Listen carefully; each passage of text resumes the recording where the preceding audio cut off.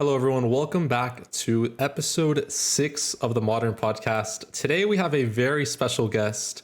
His name is SmartyRBX, and you may know him. He's a really popular development YouTuber on Roblox, and this guy has some insane advice. I mean, by far one of the best minds that I've seen on Roblox. And we're going to get into a lot of really interesting topics, especially if you're an aspiring developer, a YouTuber, or you just kind of want to know kind of how do we do things on YouTube and how do we make money and all of the advice that we can give. So this is going to be a packed episode and we're going to be going over various topics. So definitely get ready because this is about to be a very, very special podcast episode.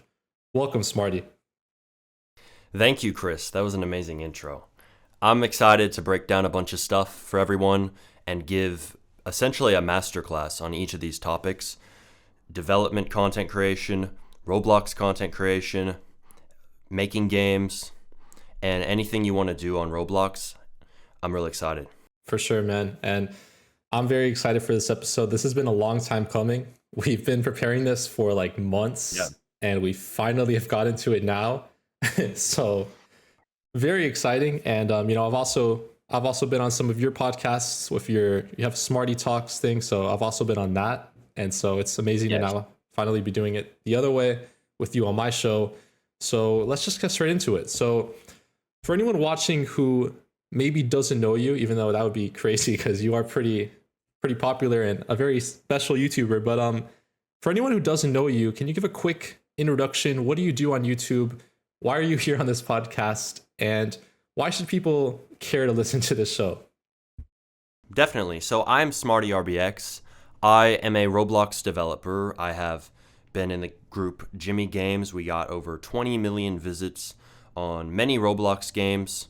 And I've also done commission work and all kinds of Roblox development work for years. I've also been a content creator since 2020. And soon enough, I discovered my passion in making Roblox development content. And for around 3 to 4 years, I've been doing that. I've been teaching people how to earn more Robux, how to make their games better, how to develop a network on Roblox. And recently, I've been discussing a lot of things about how to improve your mindset, how to apply business insights to Roblox. And I've also been discussing a lot of different things on Roblox content creation. So I cover a lot of topics. And if you are aiming to master Roblox development, my channel is for you. If you're aiming to learn anything about development, my channel is for you. Or if you just want interesting topics from a unique perspective, I believe that my channel is one of the best for you to watch. For sure. That's quite the catalog. And I also just want to mention, because maybe even if people watching that are not developers, I also want to mention that I feel like a very big variety of people can learn from you. So even if you're not a developer watching, you can still learn a lot because I know, Smarty, you talk a lot about like business topics and just general advice for success and different niches. So I feel like, honestly, really anyone watching can learn a lot of stuff from you. And it's a plus if you're a developer. You can definitely learn a lot of development advice. And we're going to talk about that too. But I also just want to make it clear that I think everyone watching is definitely going to take something from this podcast. Thank you. Yeah, definitely. I think anyone can benefit from the things we're going to discuss because these aren't just Roblox things or development things. These are life things. These are really essential things for anything. And I think it's essential that people especially pay attention to the insights on content creation. I don't think that many people realize how big of an opportunity that this is. No matter what niche you're in, content creation is the future. It's the future of education. It's the future of discourse, like we're doing here. It's the future of everything. And anyone listening who has seen content creation becoming a huge thing, I think you're going to gain a lot, especially. For sure. Content creation is a very important skill. And it's very important that a lot of people here kind of learn how to make good content and kind of just the ins and outs of it. I think it's a really important skill to learn. And a lot of us here can definitely improve with that. So let's just get straight into it. So let's talk about kind of the origin story of how you started. And actually, I have a tweet here which I'm going to pull up because I found it really interesting about your origin. You said, always found it fun making videos, even since I was 7, making videos on an iPad with family. So can you talk a little bit about how that startup kind of was in the origin? Definitely, yeah. That's a good tweet to bring up. I tweeted that a while ago, and I was discussing how I started content creation not on SmartyRBX, not on YouTube, not on another channel, but back when I was 7, which was around 2014, 2015. And back then, I had an iPad, like many young kids do, and I had happened to find that awe-inspiring app, iMovie. And iMovie, if you don't know, is the included video editing software that you can use on an iPad or an iPhone or a Mac. And it's pretty simple, but it also is able to make some amazing videos on there, surprisingly. So I was using that, and I was making these funny videos with family. I would take it everywhere with me, and I would record people. We were making these ridiculous videos that were really funny. I made a bunch of these with family, and that really was the beginning of me making videos and making content. It's an interesting way to start, and I think everyone is a content creator. They started in some way where they picked up something small, some sort of small creative habit like that, and then they were able to move on and follow their passion into content creation deeper. From there, I remember that the first time I uploaded YouTube videos was in around 2018, and this was when Fortnite was big, so I'd upload random Fortnite clips and things like that on this channel called SmartyDubs. And I was big into Fortnite back then. I had kind of taken a little bit of a break from Roblox, and that was back when I would play games more so. And that was kind of my start on YouTube content creation. It wasn't the best, but give that 2 years, I decided, you know what? I'm done playing games. I'm done sitting there for hours a day playing games. I think many people get stuck in this gaming mindset where you're just sitting there playing games, playing Fortnite, playing Roblox games all day, playing on your iPhone all day, playing Clash of Clans or Clash Royale or anything. And I wanted to get out of this state. I wanted to make money on the internet. I wanted to do something creative.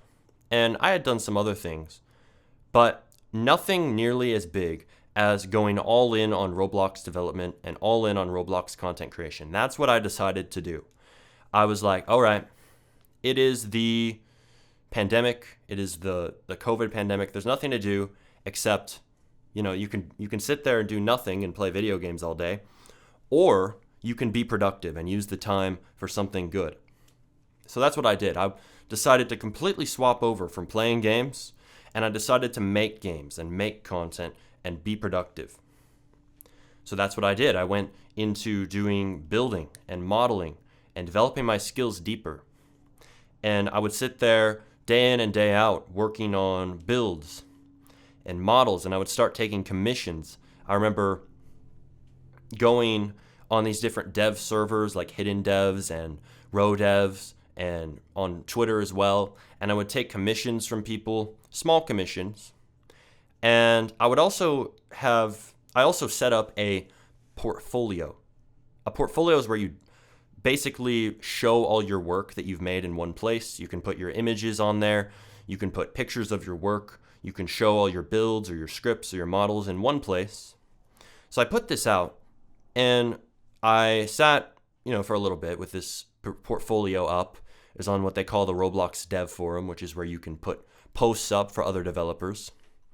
And I put this portfolio out there, and soon enough, people start DMing me on Discord with offers that got bigger and bigger and bigger. Now, most of them were small still, but some of them were worth thousands of Robux, and that was significant at the time. My goal was to make 10,000 Robux. I was able to do that eventually, but one major offer came through. This offer was to work on the Ryan's World Roblox game. This was the biggest thing that happened to me in development up to this point. Before this, I had been in random groups, small commissions, like I mentioned, small things. I was developing my skills all the time, but I hadn't gotten on a big major project like this. So I got on the Ryan's World Roblox game to help them with their building. I was perfecting things. I was working with their team to give them ideas. I was modeling some small assets, and I was just improving the map and the world building and the design of the overall world. And that's what I did for a while. And this was the first time where I was able to make real money and I was able to work for a real company. And this was really crazy for me being 14. I was 14 at the time. I was working directly with this company on this work. And it was for the Ryan's World Roblox game. This was an amazing project that came up, and it's a big marker in my career as a developer, I think. So I did that for a bit, and that was around in 2020 or to early 2021. So in 2021, I got on another commission. This was a major one. It was working on a game called Row Cruise. This game didn't go anywhere, but it was pretty massive for me because what we did was we were hired. I was working with this guy who's a really good builder. His name is Aspired Theory. Huge shout out to him. I don't think that he is the most prominent in the community right now, but man, was he skilled. This guy would be so detailed in everything that he did. He had this system of planning out his builds and designing everything and putting markers, door here, wall here, staircase here. Everything was meticulously designed. I'm pretty sure he also had an art degree, or he was in art school. This guy was amazing. Amazing. And Aspired, if you're listening, huge shout out to you. I can't wait to see that if you come back to the Roblox community or if you want to work with me or anything, we should, because, dude, awesome stuff. It was crazy working with you on Row Cruise. But we were working on this. We were making this massive cruise ship map. And it took a long time to do this. It took a year. I ended up not really being involved for this project for reasons I won't mention here, but you know, it didn't really go anywhere but it was an amazing map, and it was such a good experience building that and working with Aspired Theory on that. And I learned a lot from that commission. And that was really where I decided I didn't want to do commissions. I didn't really want to do that many commissions anymore after some commissions that I did. I decided I just want to work on games. I'm done with commissions. I don't think that they're worth it. I don't think they're high leverage enough. I don't really want to work for people. I want to work on my own projects. So around this time, I was deciding, you know what? Let's do it. Let's make our own project. So I got on a call one day with my cousin. And my cousin, I don't know if I've said he's my cousin before, but he is. My cousin Jimmy from Jimmy Games. We got on a call and we decided to jump in Roblox Studio and make this completely random project called Sussy Imposter Land. And at the time it was called Sussy Baka Land, but we sat down and we were going to make this random project. We didn't expect it to go anywhere. We didn't think it would do anything. We thought maybe. But, well, actually, no, that's not true. Actually, I told him this is going to go somewhere, but I don't think he believed me. He didn't believe it was going to go anywhere, but I told him it was. Or wait, no, actually, no, it was the other way around. He thought this was going to go somewhere, and I was telling him, bro, this won't work. You want to make something more serious. But I was proven wrong, as I'll tell you in a moment how. So we made this game. It was random. You know, we were placing parts and free models, things like that, into the game. And we upload it.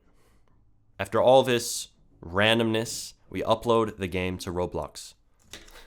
And we advertise it with a small amount of Robux. We had 1,000 Robux saved up at the time that we could just spend directly on a project like this. So we sponsored it, 1,000 Robux. All right. Not many players join, some join, but it doesn't really pick up any traction. I remember I'm sure a lot of developers will relate with this because the end you go to get players are ridiculous when you're a new developer, when you're a developer who doesn't have a successful game yet. I remember we put like alts in the game to try and get players. Literally, we had devices with different alts running, and we were putting them in the game, just sitting there to increase the players. But okay, weeks go by. We just keep sponsoring it, and soon enough, the game starts actually picking up players. 10, 20, 30, 40 players. And we actually reached 8,000 visits soon enough. I think this was in a month or a few months afterward. And we were like, wow, we're actually starting to get consistent players on this game. I was proven wrong. Jimmy was right. And there was the start of Jimmy Games. So Jimmy Games started with this random game. We slowly improved it over time. We continued to improve this game over time. The games, they're still weird. They're still crude. They're still odd. They're meme games. But it proves that anything can succeed on Roblox. That's what we learned. And especially small games. So I tell people all the time, look, if you're going to make a game, don't try to make your dream game first. Don't sit there trying to make the most complex project ever. Don't sit there trying to make the most insane game you can possibly make when you start. Don't try to make the next Jailbreak. Don't try to make the next Brookhaven. Don't try to make the next Royale High. Sit down and make something super simple. It doesn't have to be a meme game like us. It doesn't have to be a simulator or anything like that. It can be as simple as Hot Potato. But sit down and make a simple game. Put it out there. Start testing it in the market. Get that feedback. Improve, see how the players like it, and just develop from there. That's what I tell people to do. Create a simple game. And that's really what we learned from there, because Jimmy Games, we put out that game, and it worked. We slowly improved it over time. We didn't stop. We just kept on going. And it's because we put out a simple game, super simple. We slowly improved it, polished it, and it was based on some of the player feedback, etc. And it was able to pick up steam and become successful. And I learned a lot of lessons from this, and obviously a lot of lessons from all of these different occurrences in my dev career. Jimmy Games has gone on for a while. Jimmy Games has gone on for years. We've made many different land games. We made some other games too. But I've learned a lot of lessons through all of this. We can unpack them more as we go. But that has been my journey in terms of Roblox development and my start of my content creation. And from there, we continued to improve Jimmy Games. We continued to use the funds to fund more projects. As I always say, fund more projects later with your simple games. I've continued to build my channel discussing advice, lessons learned in Roblox development, content creation, and other fields. And we've reached 78,000 subs. We have 20 million plus visits now in Jimmy Games. And we're just building. That's where we are today. Wow. What a journey. That's crazy. Crazy stuff. Yeah, so seems you've made a lot of games over the years, and I find it interesting also, like I feel like we have very similar kind of origins also, because I also started when I was 7 Really? on my iPad making videos, and then I started just experimenting with like different videos, and I tried making some games like in 2018, 2019, 2020. I was always just experimenting, and eventually things just stick. I kept just throwing out different ideas, and I love how like you made the point of like how like simple games, it could be very simple and it can still do really well. And I feel like people don't realize that, because maybe someone has like an idea in their head, but they think that's too simple, that would never do well, and they never try it, right? But a lot of times these ideas have potential and they don't even realize it because they never try it. But very simple ideas can do really well. So it's a great point. Definitely. And I would add they can do better, because look at the front page. There's games that are super simple, that are doing super well, and people will often not learn from this. They'll go, screw this is stupid. Why are these games succeeding when they're trash? But they're not seeing what's really there. They're not recognizing the fact that, look, people want to play simple games. People don't want to play a game just because it's complex and detailed and the graphics look good. If that game is not well marketed, that you put out there with all your fancy graphics and all the crazy systems that you want to put in, and everything is fully detailed, and you put it out there and it's not well marketed and people don't want to play it, it's not really a good game in terms of success and reaching players. But on the other hand, if super easy, fun obby 8,000 stages gets thousands of players, I think that's a more successful game. I think they've done a better job reaching the market. You might not like that game at all, and that's fine, but learn from it. See that this game has done something right. It's marketable.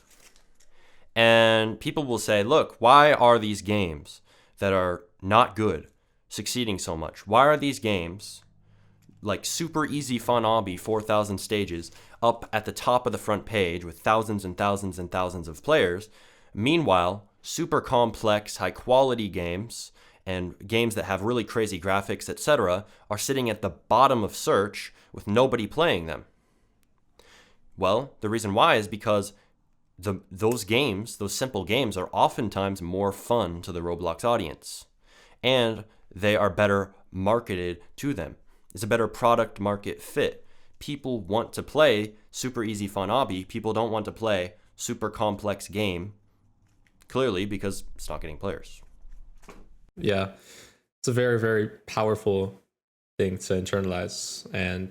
And yeah, it's honestly, it's crazy how, yeah, you look at the front page and there's a lot of simple games on there. Next question I have is, you have quite the journey, but I'm sure you had challenges and challenges that you had to overcome over the years, either through development or through YouTube. So, maybe both, but do you have any specific challenges that you remember you had to overcome? And if so, did you learn any lessons from those that maybe you can tell the audience so that, maybe the audience can not make that mistake, or they can just kind of get a tip from it? But what challenges did you have to overcome during this journey? Yeah, definitely. So I think that the first main challenge that I came into as a developer was back in 2017. I had started a group called Volt Gaming Studios. I've mentioned this in several videos. Many people watching may know about this group. And we basically had found a lot of people on Roblox, and we wanted to, work with them and hire them as developers to work on these games, as people to manage these games. And we just made random projects. We made a game called Camping Simulator, made a game called The Hinge. We made games that people would train in to get higher roles in the group, etc. But this group never went anywhere. And the reason why is because we were focusing on the wrong things. We were focusing on things that don't matter. We were making a group. We were making it with the goal to reach a success, maybe. But we focused way too much on managing a group, having roles, having ranks, and having it so that it's a cool group. But we didn't focus on having successful games nearly as much as we should have. So it was a big waste of time in a lot of ways. I mean, I learned a lot from it, but it was a big waste of time. You got to focus on the correct things. You can make your group well set up after you have a successful game. And also, you can promote your group with a game rather than promoting the group itself. I would highly recommend that. Focus on the right things with your group for the goals of it, and do not focus on making the group great. Focus on making the games great, and then have the group become great as a result of that. Now, another problem that I ran into was with commissions. So I mentioned a few different commissions I've taken, and my journey in Roblox, a lot of it was centered around commissions. And as I mentioned, I had some reasons that made me want to quit commissions. And the biggest reason was that I had a commission that was going on so long. It was annoying. There were a bunch of different fixes. Every day the dude would text me, hey, I have a screenshot of this. I need you to fix this little tiny part that's in the wrong spot, and this and this and this. And this little tiny issue, and this, blah, blah, blah. And that's fine for a bit, but it went way overboard. And it was so annoying to have so many different things that I had to fix in this commission. And it was drawn out too long. So I would say set your boundaries. Be very clear on the terms of your commissions. Never take a commission that goes way too long. Do not go past the limits that you set for yourself as a developer. never be expending so much time on one commission. That is a huge mistake that I made. And it was my fault. I should have set from the start of my commissions clearly in my portfolio. I should have written that, look, I am not going to I'm not going to do X amount of extra revisions. I'll only do this many revisions. Be very clear on your boundaries. Be very clear on your terms. Never extend past them. That is a huge thing. You will regret it. And that left a bad taste in my mouth of commissions and kind of working for people in general in a huge way. And it made me not want to do it. And but it also at the same time fueled me up and made me very motivated to work on my own projects and not have to deal with commissions at all. And that also gave me motivation. So I look at it in a good light, but I can say for other developers, there's a major lesson there. Now, another thing. So with my channel, obviously growing to 78,000 subs, that's a good success, but obviously there's going to be a lot of failures along the way. And I would say that one of the biggest ones was not going all in on my topic of choice soon enough. I started out my channel and it had a lack of focus. I was uploading a video on how to get the latest Roblox hat one day. I was uploading a video on how to make a shirt the next day. I was uploading a video on playing this game some other day. It's all over the place. But I know that from a very early point on in my channel, I knew that I wanted to make dev content. But it really took me a while, and you can look back at my channel and my videos. It really took me a while to get to that point where all I was making was dev content. So you want to find that niche that you want to be in very, very fast. Definitely niching down to specific things. That's very powerful for YouTube. So great point. The other thing is, so there's a lot of development YouTubers on YouTube, and I feel like it's definitely, the niche is growing now, and there's more and more YouTubers. But yes. I feel like a lot of people resonate with you specifically. So what do you think? What do you think sets your content apart from the endless sea of other development YouTubers? That's a great question. I think I've been doing development content for a while. I think that my viewers can see that I'm very dedicated to making content and that I have a lot of knowledge that I'd like to share. And I think that people recognize that, and they can see that in my content when they watch, just in the energy overall, that there's a lot of insight to gain. You can just feel that energy and my excitement to share the knowledge that I provide on how to earn Robux, make games, make content, etc. And you bring up a good point that there are a lot of people who make dev content. I think that I kind of have a unique way of explaining things, and I have a unique personality type, I would say. So I think many people, they are gonna go and upload similar content to what everyone else is doing. For example, the challenge videos, such as 6 devs make a game in 1 hour, etc. And there's nothing wrong with that. That is amazing content, and they're all doing a great job. But as you can see on my channel, I don't do many of those types of videos. My videos are very focused on in-depth insights into development. They are commentary style videos where I'm speaking at length on a certain topic.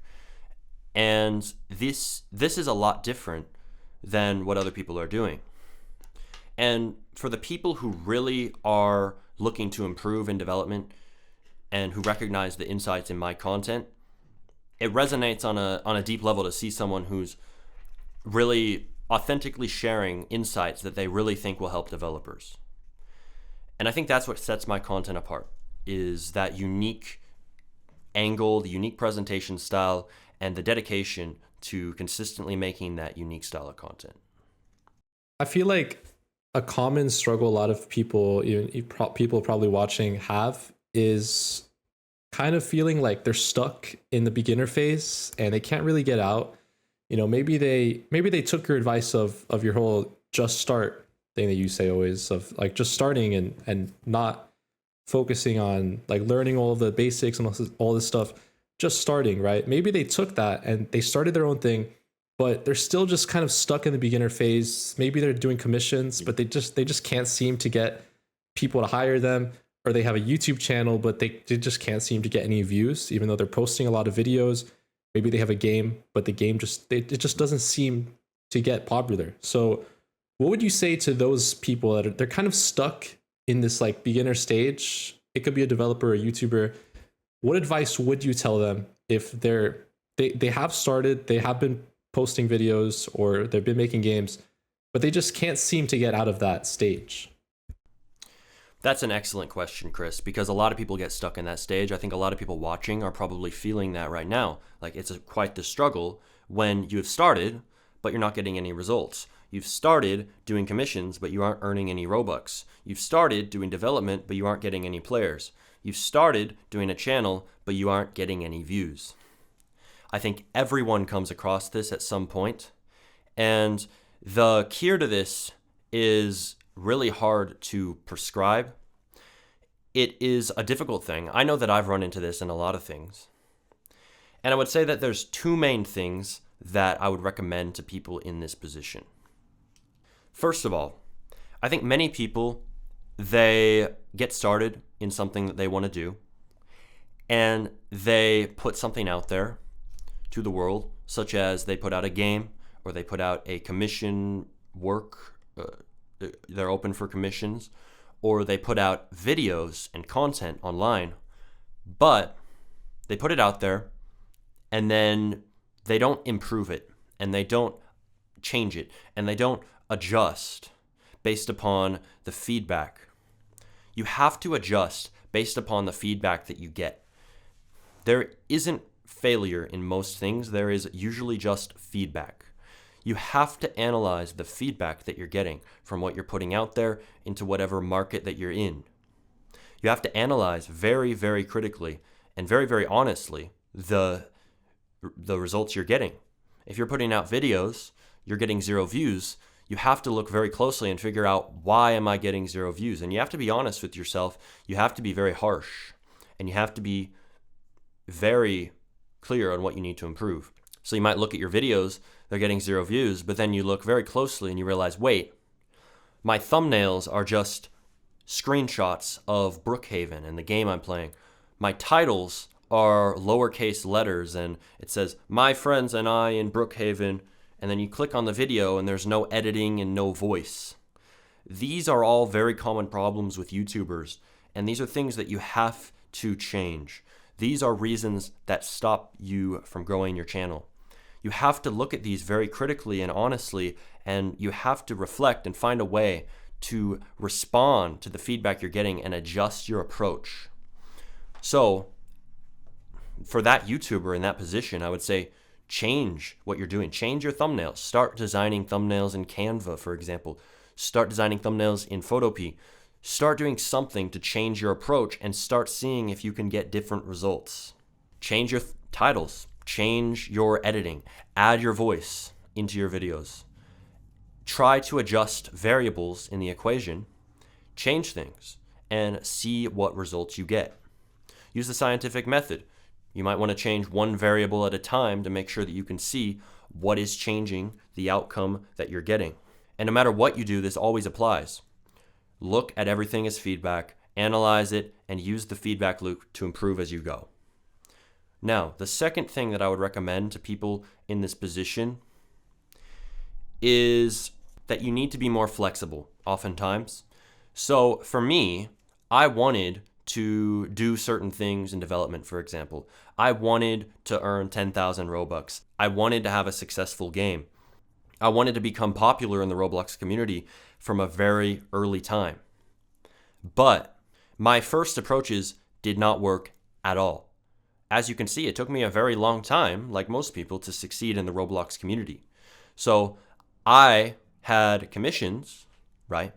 But the commissions I was getting, they weren't the best, but I kept getting them. And I had to adjust, and I had to be flexible to do something that, okay, maybe this commission isn't exactly what I want to do, but it's gonna be what I need to reach my goals. You need to be flexible and be willing to change your approach. for becoming popular in the Roblox community, right? I think that there's many paths, and starting a dev channel a few years ago, it would not have been seen as the best option as it might be now. It wouldn't be seen as as good of an option to become popular in the Roblox community, right? But I did it anyways. I was willing to take a different approach because what I had been doing was not working. What I had been doing on Twitter, for example, posting tweets about just my work, etc., it was not working. So, and posting videos on random Roblox games and things on Roblox was not working. So I had to change my approach and go on a unique path. I think flexibility is something that you need if you want to achieve your goals. You need to be able to adjust your approach.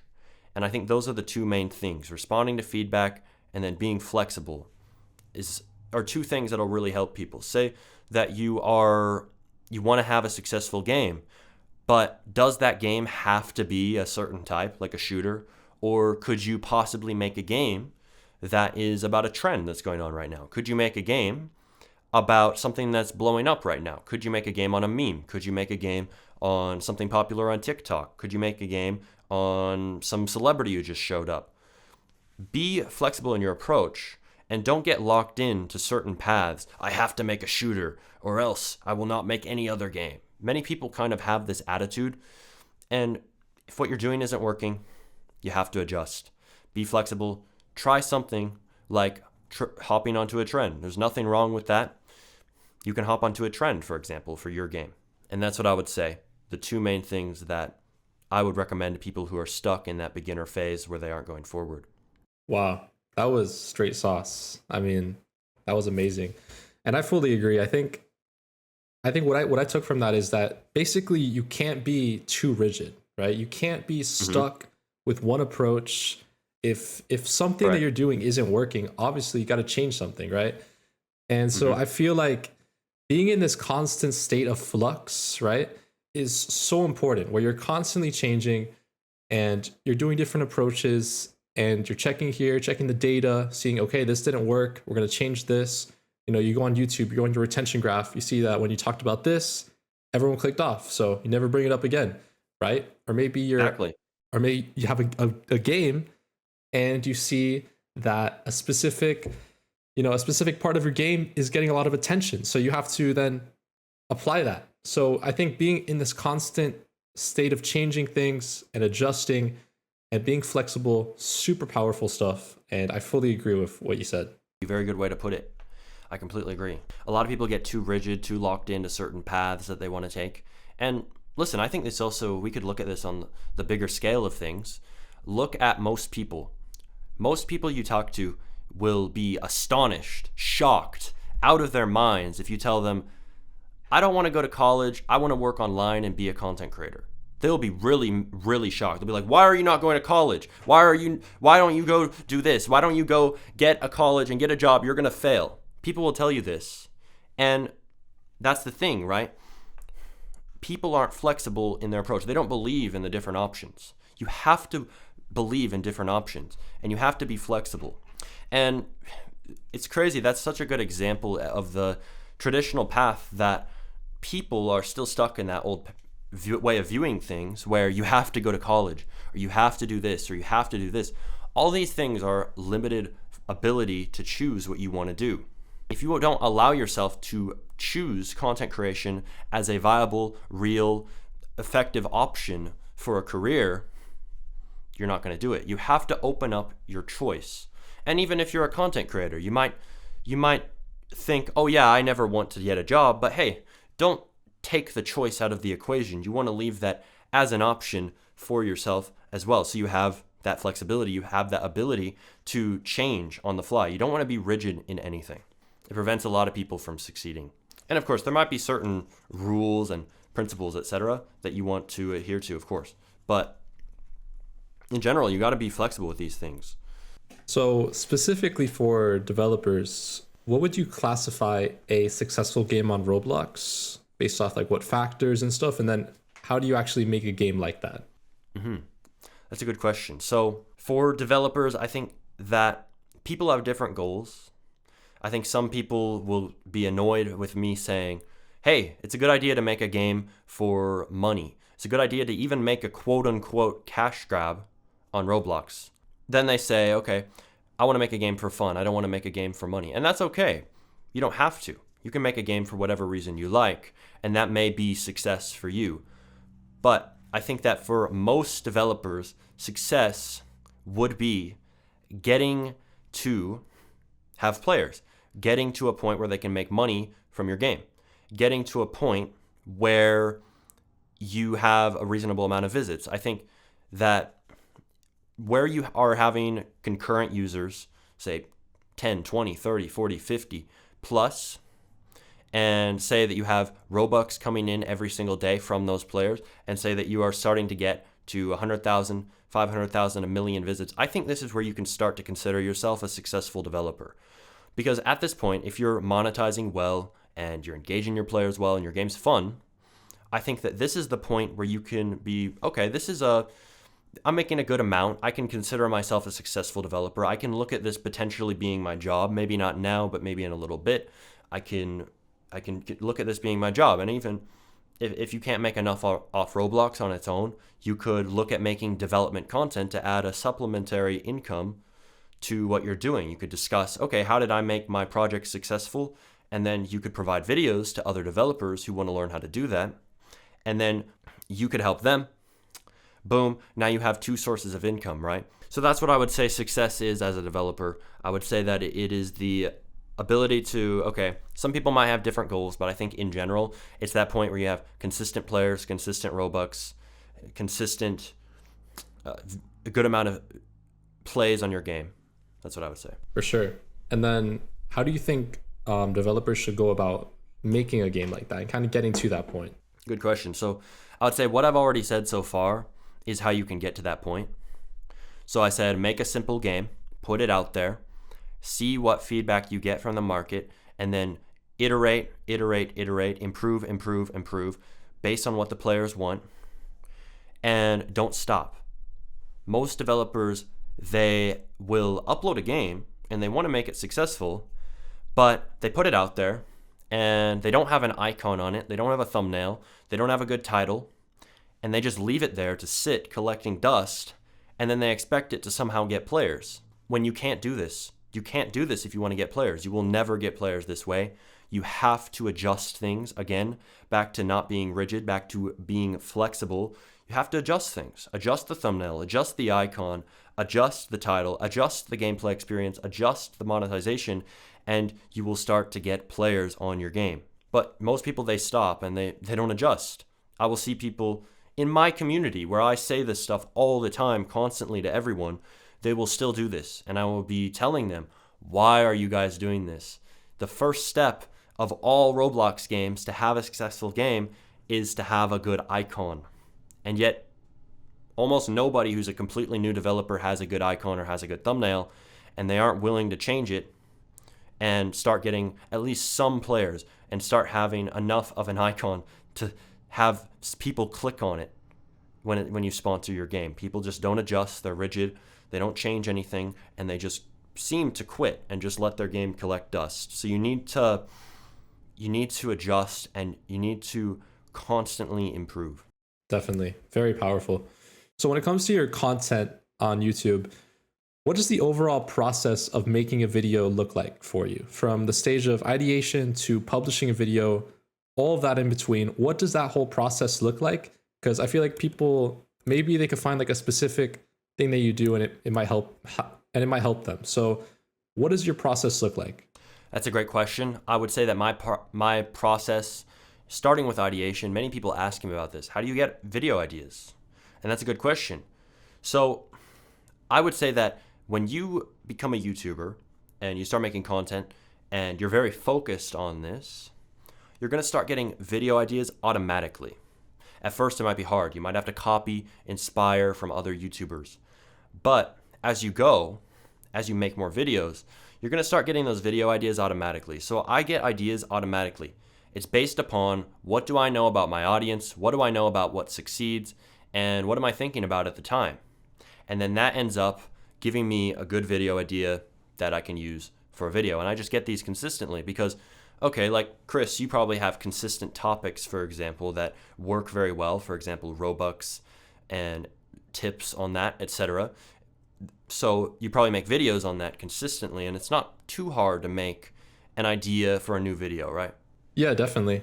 Yeah, so you probably have like a repertoire of topics and a repertoire of title styles and uh, just general ideas that work well for people, right? And what work well for your audience For sure. to get views. Yeah. So for my videos, I mostly get those ideas automatically. I know my audience's interests, desires, fears, and I'm able to cater to that and provide content consistently that fulfills that. And I kind of automatically know, okay, what's going to work, what's not going to work, what do I make for my next video. Now, after I have an idea, next step is to start thinking about the points I want to bring up, the examples I want to bring up, the specific stories I might want to bring up, the experiences, and the ideas that I want to bring up in the video.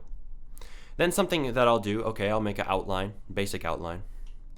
I'll also have a bit of help from AI. So AI is a very good tool. I think all content creators should use it. You can use AI to get a good, improved outline. So you can put that outline that you just made into AI. It can start making basically a rough script. Have that, do that. And I'll generally do this for videos. So I will have a rough script that AI helps me make. It gives you ideas for intro and metaphors and really good structural things that you might not come up with on your own. And this really helps me. I don't think that there's anything wrong with it. If you're 10% AI and 90% authentic, I think there's nothing wrong with doing this approach, the hybrid AI approach. So that's what I do, right? So that's how I make my outline and my script. Then I go and I record. So I'll get some gameplay footage in any game on Roblox that I want to play. And then I will get my mic and I'll start recording. And I will record the script, infuse my personal experience, my stories, my advice, my way of speaking, everything into it. I will mix it with some of that, 10% AI, say, to help me get that structure and some of those things that you might not come up with on your own. And then I'm able to build out a really, really good video. And then from there, I work with editors. So I'm very focused on leverage. So I work with editors and some amazing editors I work with like Race, Blurzian, and a few others who are really skilled editors. And I work with them to edit the video. And we have some great styles that come out of it. And then I'll either make the thumbnail. And the thumbnail, usually we have something very simple with bright colors that relates to the topic. So if it's about development, might put something related to development in the image. Might put a build or a picture of a script or a picture of a wrench and a hammer. And you put elements in related to the topic. For Robux, you might put in something like a Robux symbol or an amount of Robux. And then I keep the thumbnail very simple because that's what works, especially for a Roblox audience. And sometimes I'll have my good friend O West make a thumbnail for the video. Very often lately, he's an amazing thumbnail designer. And that's my general process for videos. So I go, okay, idea, that comes automatically. I put my outline, plan out some information and stories, experiences, etc. that I want to put in the video. Then I have a bit of AI to help with ideation and leverage. Then I work with other people to make the rest of the video. Now this varies for different types of content. That's for commentaries. But for gameplay videos, I'll do those pretty much fully off the dome, off the top of my head. If I'm doing a video where I'm reviewing your guys' games, I will pretty much do that entirely off the top of my head. The process for those is a lot different. I think a lot of gameplay YouTubers would resonate with that. And then for Smarty Talks, this is an interesting one for the process for Smarty Talks, my podcast, which Modern Chris was on. For this, I will kind of plan out a bit of an outline in my head or on paper, etc., or on a Google Doc, and I will plan out the topics that I'm going to discuss, and then I just go completely off the dome and I record live, and people join us. Generally 30 to 60 viewers join us on Smarty Talks, and I love doing Smarty Talks because going completely off the top of your head is the most remarkable way to improve your communication skills, hands down. For sure. Going completely off the dome on a long form podcast like this one is one of the best ways to improve your communication skills, hands down. And I love doing this fully off the cuff style. It's amazing.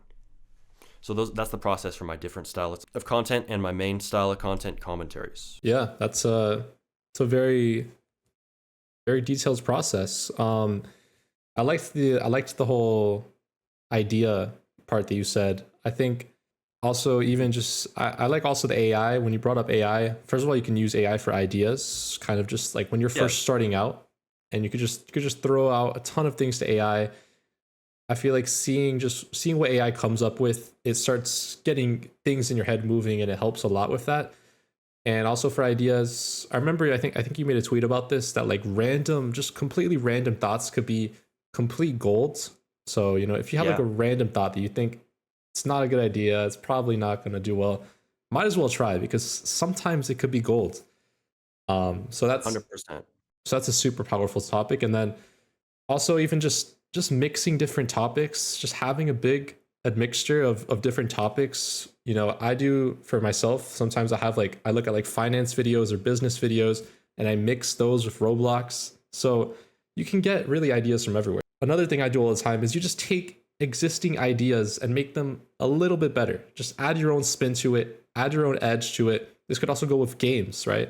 You look at the front page, I see games all the time that they just slightly reinvent the wheel, and then they go super popular. Yeah, completely. There's a lot of ways to get ideas. And I think when you start, another great way is mind mapping. I've mentioned this in several videos. You can go on a piece of paper, you can go on a website like Lucid Spark, or Apple has some apps for this, and you can just go draw a little box in there, type in an idea, and then just draw a line, and then connect another idea. Boom. And then you're going to start to get this web of ideas, boom, boom, boom, boom, boom, connections, because that's how your brain thinks.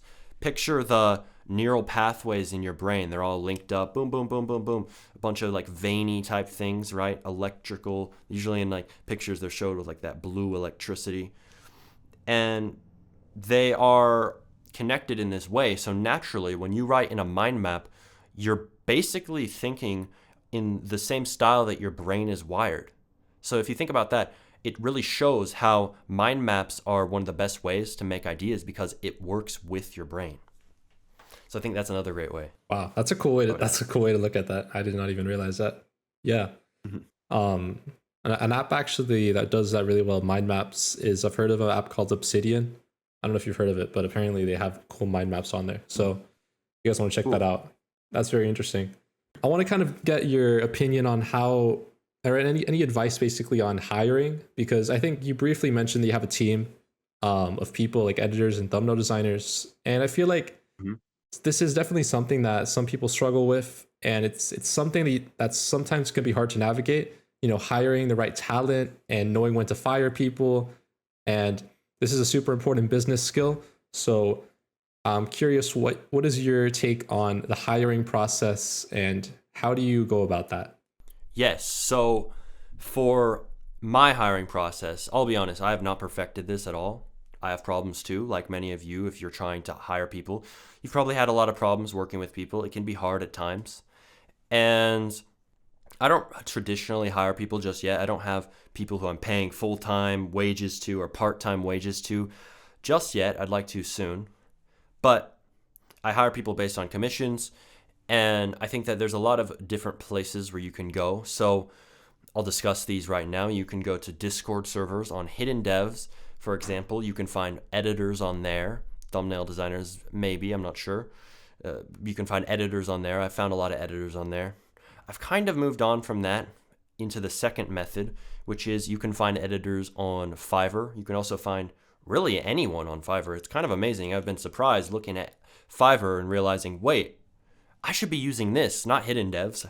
I should be using Fiverr, because there's people on there who are going to prioritize getting your stuff done quickly. And you can get people for thumbnails, you can get people for video editing, you can get people for any skill that you want them to do. So Fiverr, I think, is a great option. And of course, any other hiring site that allows you to hire people to make whatever you want to make. If you're working on videos, content, you can hire people on any of those sites. I think those are really good. And then as for firing and hiring people, I think you should have a set of values that you want to base your hiring upon. And I think one of those main values for me and most people is going to be efficiency. You need to hire people who are fast in most cases. That's been a huge problem with certain people who I've worked with, is they're too slow. Oftentimes, whether it's in Roblox development or in content creation or anything, people can be slow. And that's okay, but if you're trying to run a channel, especially one that already has subscribers and views, you kind of need somebody who can keep up with the pace of what you're doing. So you need to find people who are very efficient. I think that's one of the main values, but I think you can find your own values for what you want. You can list out, okay, I want efficiency, I want, let's say, responsibility, I want somebody who is intelligent, I want somebody, here's one that I have, I want somebody who's knowledgeable in Roblox. So if I'm on Fiverr, for example, I'm going to specifically search for people who have Roblox editing, because I don't want to find somebody who doesn't understand the Roblox ecosystem and is going to start throwing in random images from other games that aren't related to Roblox. So I want to have somebody who's knowledgeable in Roblox when I hire people on one of those hiring sites like Fiverr and the other ones. And that's what I would say for hiring and firing. But is there anything else that you'd like to know? Because that's a very general overview. And I'm sure there's other things, specific things you want to know. I think you went over it pretty well. I actually want to add a few things because I think it's a really important topic. First of all, something I've noticed, especially like with YouTube and even with development, I guess some people are very scared to give away kind of like responsibility to other people with hiring. I feel like that's one of the biggest things from stopping people from like hiring, a huge team. And I do think part of it is that you just kind of have to take risk. I feel like, for example, let's say you're hiring an editor for like a YouTube channel, right? Instead of you doing like 5 jobs and putting 20% of your effort into each of those jobs, you could hire an editor who can put 100% of their effort into one of those jobs, and so it just kind of helps make everything a lot more efficient. And like, even if that editor is 20% worse than you are, they're still going to do a better job overall than you would doing all of your jobs, right? So, and the same thing goes for development too. I think that's why hiring is so powerful, first of all. And I feel like a lot of people are afraid sometimes of hiring people because they think that like they're not going to be able to do it as well as they can, or they might have a slightly different vision. But at the end of the day, it usually makes the whole process a lot easier, and it usually helps you grow even more. And then the other thing is, when you do hire people, first of all, you need to hire quality people. So that kind of comes with practice. And you got to be able to like see people. You kind of get it over time, but you just got to like be able to like see people over time, like the track record, and look at how like they do things, and then also treat them really well. So when they put in extra effort, give them random bonuses, make sure that they're taken care of, because when you really treat people like almost like they're like family, then you start to get people who will do anything for your business, anything for your company. And so essentially you're not hiring employees, you're hiring soldiers pretty much. Wow. Yeah, I completely agree with all of what you said. And hiring people for the different tasks that you might not want to hire for, you might feel like you don't want to give them that responsibility and offload that onto them. I definitely agree. I think I heard Mr. Beast say that he was scared. What if people don't edit in the same style as me? What if they can't match my style? And then he said he just did it. He did it and he found, wait, that's complete nonsense. People can edit in my style. They can edit better than my style. And that's what he found. So many people, they might be afraid to let someone edit your videos because they don't think that they'll match the same style, or they might not be able to do the same level of quality. But as Mr. Beast found, they can do it in most cases, and they can even do it better. And from personal experience, I can say the same thing. If you look at my videos back when I edited them, in most of them, I was good at editing, But the people who I have worked with to edit videos have been able to do a very similar style, but add a very impressive flair to them, especially if you look at videos like the secrets to earning Robux, that recent one on my channel with the green Robux icon in the thumbnail. That's a super good example of stellar editing by one of my editors, Race. So it shows that, yeah, definitely be willing to offload work onto others who could do it or do it better. And don't be afraid of having somebody do something differently than what you do it now, and don't be afraid of trying it out. I would also add that one more thing is that with hiring and firing, a huge thing in this is leadership. You need to be a good leader, and I think you mentioned this as well, something along those lines where you want to treat them like family. Yes, I think people will notice when they see my content that I have a very positive vibe in everything I write, post, speak on. I frame everything positively. I'm always looking towards the future. I'm always motivating people. I'm always that positive person. And I also try to be a good example as well in my content, etc. So you have to be a good leader. And this comes from being positive, being motivating, being there for people, giving a vision, and also something very important, leading by example. So you want to be doing work as well. I found this for myself. I've made this mistake where you might be on a Roblox project and you're working with people and you're paying them, right? You're paying them Robux. You pay somebody 20,000 Robux to do the builds, 30,000 Robux to do the scripting, but you might be doing a good job at leading in many respects, but these people aren't motivated at all to do the work. And oftentimes they end up quitting. Well, the reason why is because they don't feel like you're in it with them. You need to be on the ground floor sometimes, checking in. Hey, how's this thing going in your building? How's this specific building going? How can I help? Can I model something for you? Is there anything specific that you're working on that you need some assistance on? And you could check in with the scripter. How's everything going specifically with this script or this system? And you could also jump directly in studio and don't just be the manager. So you have to be on the ground level with people. You have to be willing to lead by example and be there on the small tasks. I've made this mistake in a lot of things, and I still do sometimes. I found this to cause a lot of problems with especially development, where people get demotivated because they just feel like you're just the person shoveling out Robux to them and saying, do this, but not really engaged. And sure, you actually have the right to hire people like this and leave them to do their thing as a person paying them and managing a project. You have the complete right to have them do everything because you're paying them, right? But the thing is that these people are still going to feel that, and they're going to feel like you aren't really engaged with them, with the project fully, and you aren't leading by example. They need to see you even sometimes popping in and jumping in to give some support of some kind, or be directly on the project, directly in studio, building, scripting, modeling, whatever you can do to push the project forward on the ground level. Wow. Yeah. The stuff you just listed is the difference between someone who has a team that actually gets stuff done and helps them with their vision, and the difference between someone who just kind of has a team that half the people don't even know what they're doing this for, and they don't have any direction. So I think, being able to perfect what you just talked about is super important when it comes to having a team and getting stuff done like that. Yeah, and I'm not perfect at it. I think it's a hard thing to do. But if you look at the top teams on Roblox, I'm sure that even the top managers are working directly with the people on the team.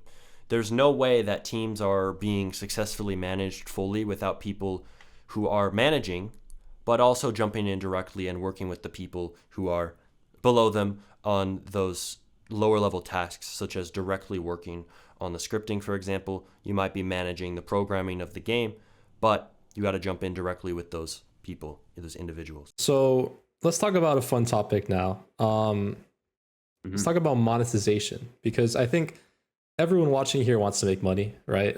I think That's definitely For either sure. Robux or money. It's a very, very big important part of all this. Right? And so, you have a website and you have courses, and you have a really good monetization funnel, in my opinion. I think you've done a really good job with that on your channel. And in fact, that's what initially piqued my interest when I saw your channel at first. At first when I saw your channel, I thought, okay, cool, this guy's doing like development content and stuff. Okay, nice channel, whatever. But once I actually saw that you have like a whole funnel that goes into your website and the courses and then all the layout, like it reminded me of like ClickFunnels and all this stuff. I thought like, Mhm. okay, wow, this guy knows what he's doing, right? So talk a little bit about kind of how have you built that funnel, and any advice for people that are trying to monetize their content, or maybe monetize their games on Roblox. How do you go about that whole process of making money off of your creations? Thank you for bringing this up because this is actually a very interesting topic that I would love to discuss. I actually mentioned this on my stream that I did yesterday, the day before recording this. This is out at a different time, obviously. You guys are seeing this later, but I recorded a stream called The Power of Just Start. Just start is a phrase that I kind of coined in the way that I use it.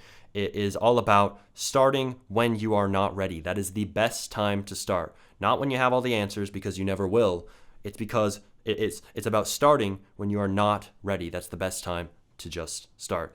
And I was talking about how this phrase, the reason why I am constantly hammering it in and saying it 24/7, pulling out my phone, type, posting out the 50th post on Just Start.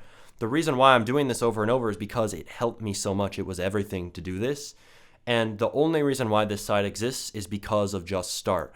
The videos that I was watching at the time about business, etc., the ones that helped me the most were not ones detailing, oh, this is how you run a business, and this is what a business is, and this is how you sell. No, it wasn't any of that at all. It was the people who were aggressively almost saying, take action now, do it now, do not wait, just start. They didn't use the phrase just start, but that was the message overall. And this is what pushed the needle forward to me starting SmartyRBX.com. It was that, almost pressure to start. And that's why I say it so much, because it changed everything for me to just start when I didn't feel ready. So when I started, I didn't feel ready at all to sell. I didn't feel ready. I knew I have insights to share and knowledge, and I'm able to make great content, but I didn't know if I was ready to sell scripting secrets, etc. I did not know at all if I was ready, but I decided to just start. And it wasn't the perfect launch. By no means was it perfect. There were mistakes, there were failures, like everything you're going to do. But I decided to just start, and that got the ball rolling. And I've improved it as I've gone. I found a lot of different things that I could do to improve it. I have learned a lot of lessons doing it, and it's been amazing. But it all comes down to just start when you're not ready. And that was the biggest thing that led me to starting. So you asked specifically about how the business model works, right? Or how did I come up with Yeah, it? Or yeah, kind of just like how's the whole process look like for you of monetization? How do you monetize your content and that stuff? How does it look like? Perfect. So that's a great question. My monetization model is very inspired from this guy named Russell Brunson, who I've mentioned many times. Russell Brunson is an entrepreneur, a millionaire entrepreneur, who is very successful. He created ClickFunnels, as you mentioned. ClickFunnels is a site which lets you create a funnel, a sales funnel, and sell products in a very, very effective way. And I read his book, .com Secrets, back in February 2023. And I was also watching the Take Action videos at the same time. So I put those two together, and I got started very quickly with the site, and I used the models that I'm about to break down to create the business. And you can copy paste this as well. So inside .com Secrets, he discusses the sales funnel, first of all. So a sales funnel is essentially where you have, on the top of your funnel is what they call it. You might have content, free content that's out there on platforms such as X, YouTube, etc. TikTok, Instagram, you name it. You have content, and then from there, the next level down your funnel might be a lead magnet is basically where you give someone something free to catch their attention and get them to buy into your brand. And you give them a free thing to give them more valuable, to give them more value. So for me, this is a scripting cheat sheet. You click the link below one of my scripting videos and you can get a scripting cheat sheet, which has a whole bunch of different information about how to script. It's got variables, functions, events, all that good stuff for the basics of scripting so that you can get started and become a good scripter very quickly. And then from there, you now have their email. So you get their email, they get the free value. From there, you're able to basically continually market to them. So it's a sales funnel. You're going to market to them more. So that you have their email. Now you're going to send them emails about different advice. You can give them more value, and you're going to build up to a sale.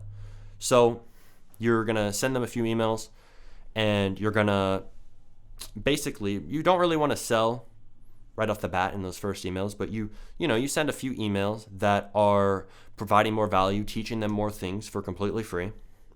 And then in, say, the fourth email, you're usually going to go ahead and take them to what they call a sales page. You're going to link them to a sales page. A sales page is a long page that has only one product on it, and it has text that is persuasive text called copywriting. And it's designed to have you make the purchase. And there's buttons on the page that take you to the purchase page. And usually these sales funnels, the thing that you sell is usually something like a course, etc.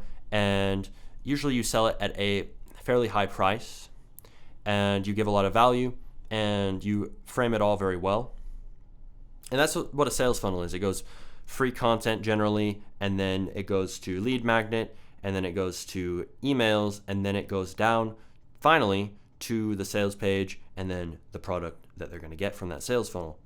Now, the second framework from Russell Brunson is called the value ladder.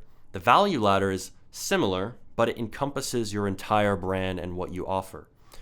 And it doesn't just include people who are selling info products, etc. I think the sales funnel can be more specific to people who sell info products, etc. online. In general, I might be wrong, but the value ladder is very general for your entire business. So I think in the book they have an example of a dentist, and they had different levels of dentistry packages that you could get. So on the first level of the value ladder, they might have get a free check-in, get your teeth cleaned, right?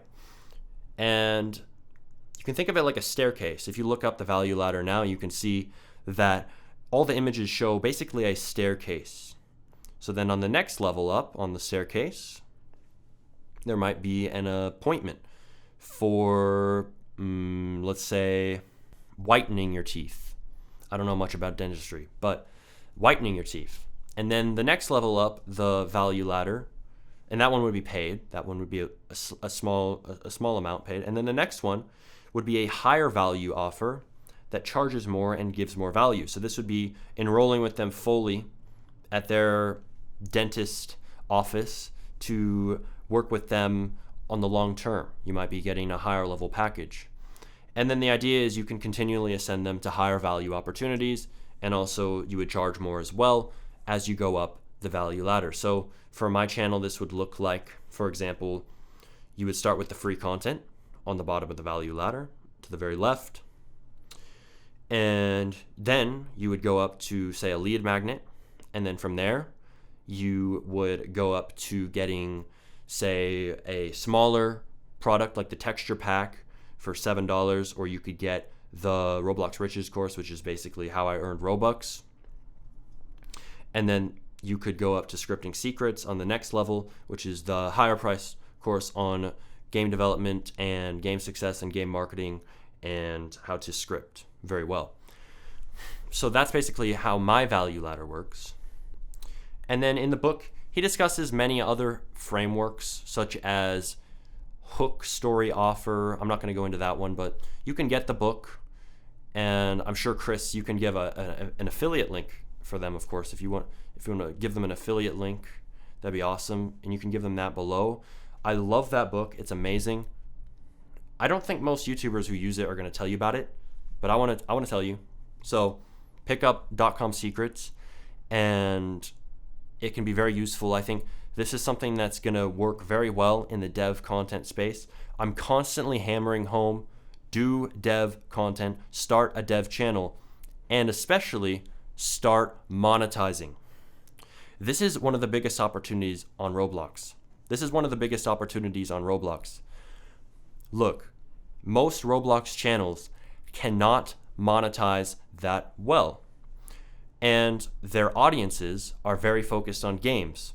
If you're playing Brookhaven, you aren't going to sit down and make a crazy 45-minute guide on how to play Brookhaven and make this crazy guy that can get all this ad revenue, like the easiest beginner guide to Roblox scripting on my channel, 40 minutes long, was able to make thousands in ad revenue on one video and help a lot of developers.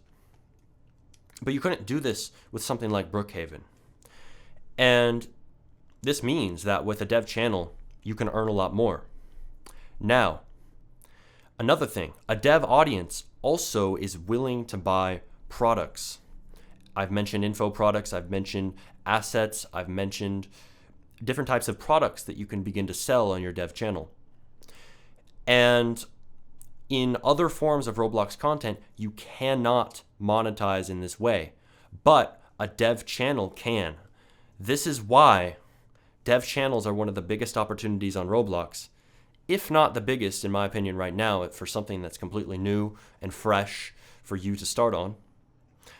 I think dev content, one of the biggest opportunities on Roblox, best ways to earn on Roblox for sure, and to start monetizing, and it's completely untapped. Chris, you mentioned earlier, look, there's a lot of creators popping off, but there's not that many compared to what there will be soon. The space is picking up. Start soon if you're gonna start. It's huge. So that's how my monetization works. It's all based upon that. Of course, there's more to it, but that's how my basic monetization model works. It's based upon .com Secrets.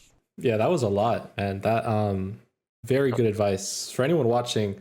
I would recommend just listening to that whole thing like 5 times. Super, super true stuff. So first, I just want to go back to the whole just start thing, because you've been talking about that a lot, and Yeah. that's been like your new tagline now. You should make merch off of I that. won't stop. Yeah. Well, maybe People Nike, told me that on stream. Nike might get a little mad, kind of similar, but look, Copyright. it's a great X. phrase, and I think that whole just start ideology is so powerful. I think people get stuck in just kind of Definitely. like they just learn, they keep watching videos and just going super deep into stuff, but they don't start. And so it's a huge problem, and definitely something that people should realize. And then in terms of monetization, I love how you brought up first of all, that book, .com Secrets, is a super powerful book. I will link that down below if you guys want to check it out. Affiliate link. It's an amazing book.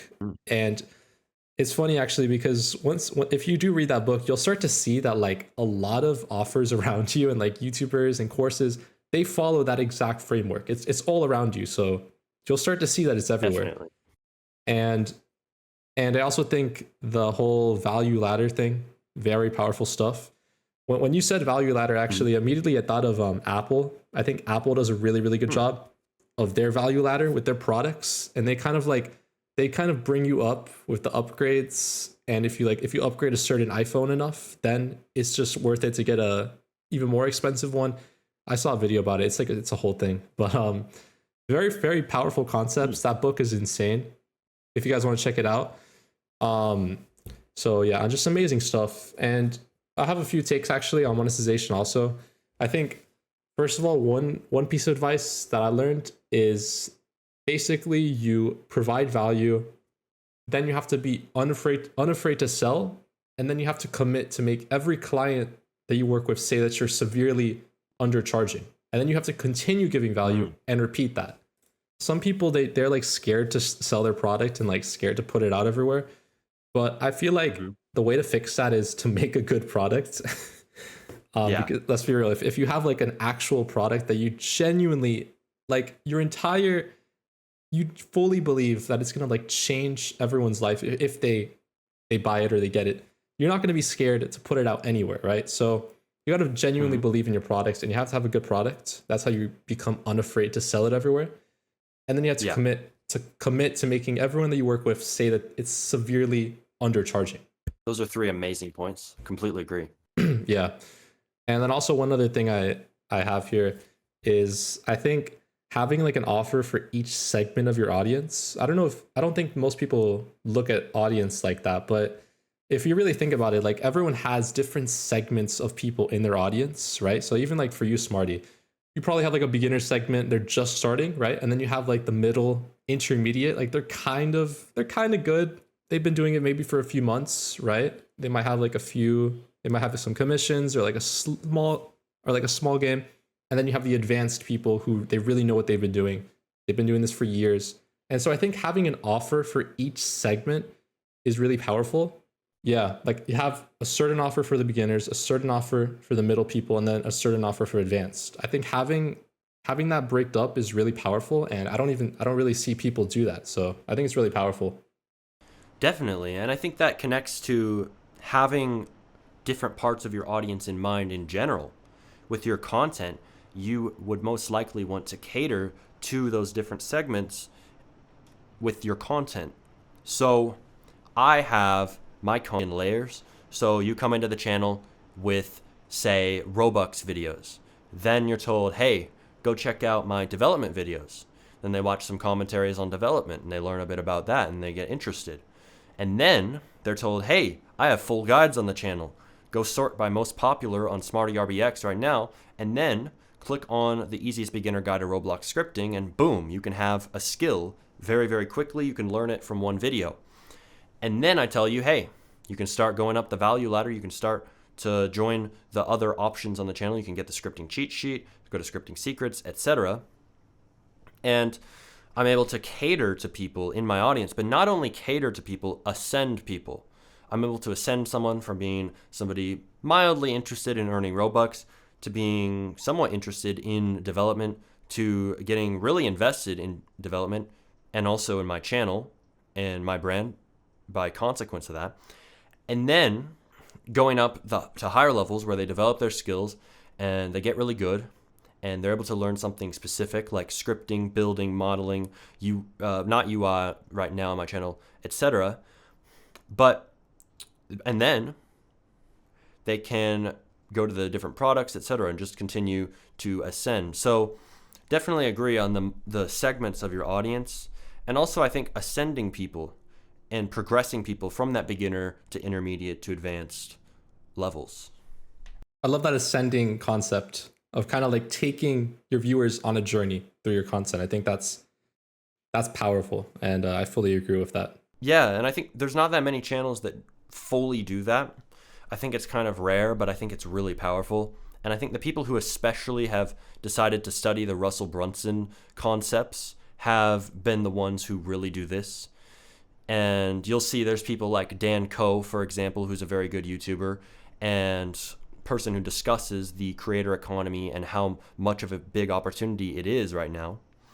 And he has his videos, they're very in-depth, very detailed, and you watch them, and then you start to see, oh, Dan Koh has products, and you can start getting higher and higher skills and get higher and higher on his value ladder and learn so much.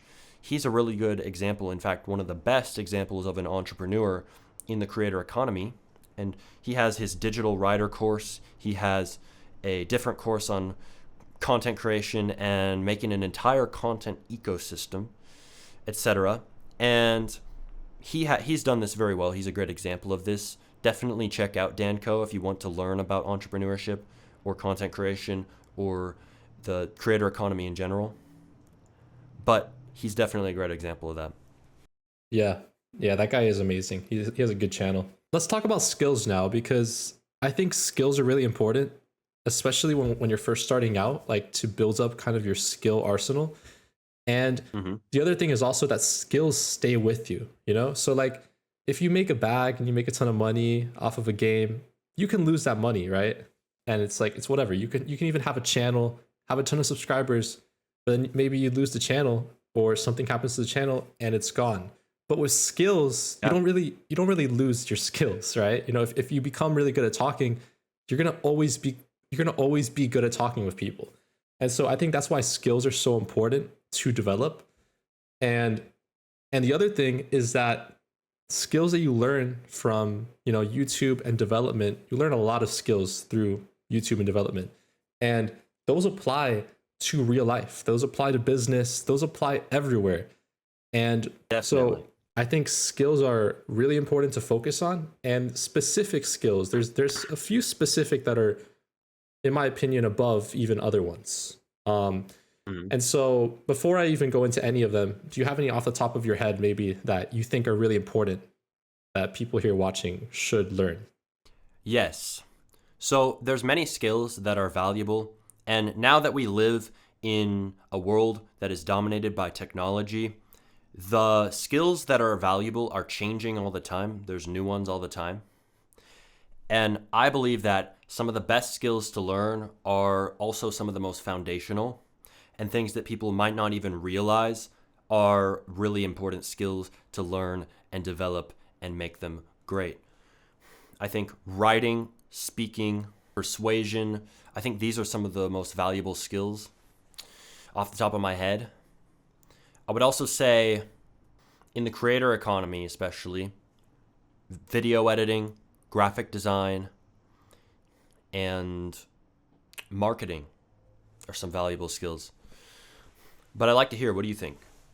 I have two skills here that I think are really important, which they're kind of similar to what you said. And I remember you tweeted about this too. Communication skills, just being able to communicate with people in general. I know you said like speaking and writing, so I feel like that's kind of just bundling them into like just communication in general.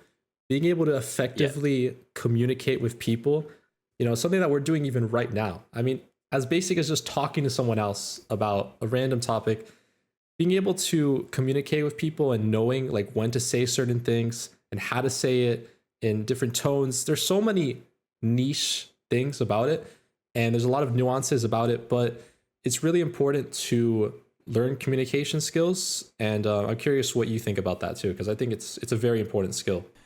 100%. So I'm talking about communication and the fact that you should improve your communication skills constantly.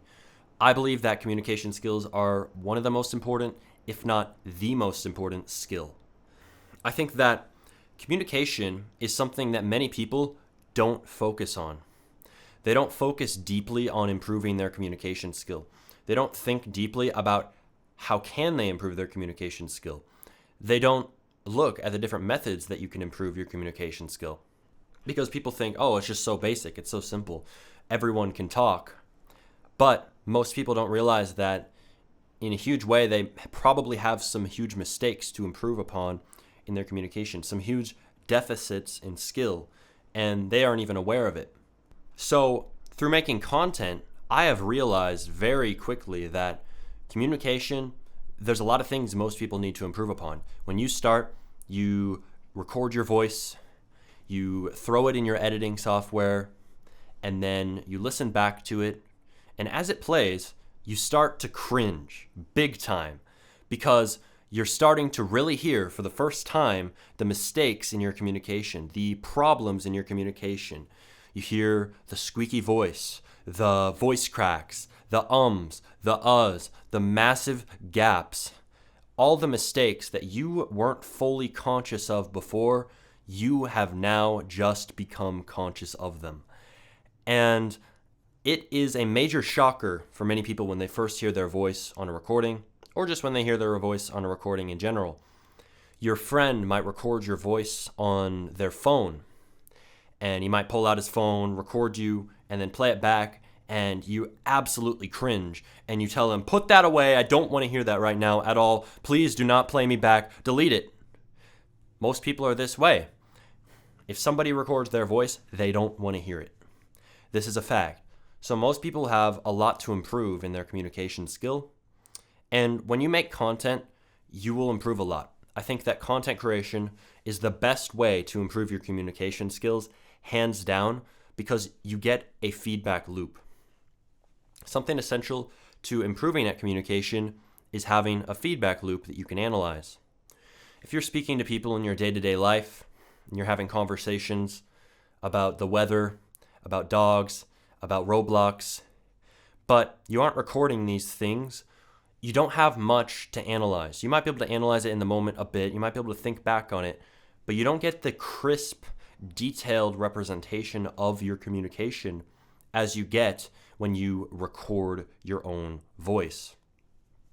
When you record yourself speaking and you make content from it, you're able to get the feedback that you could never get in regular communication.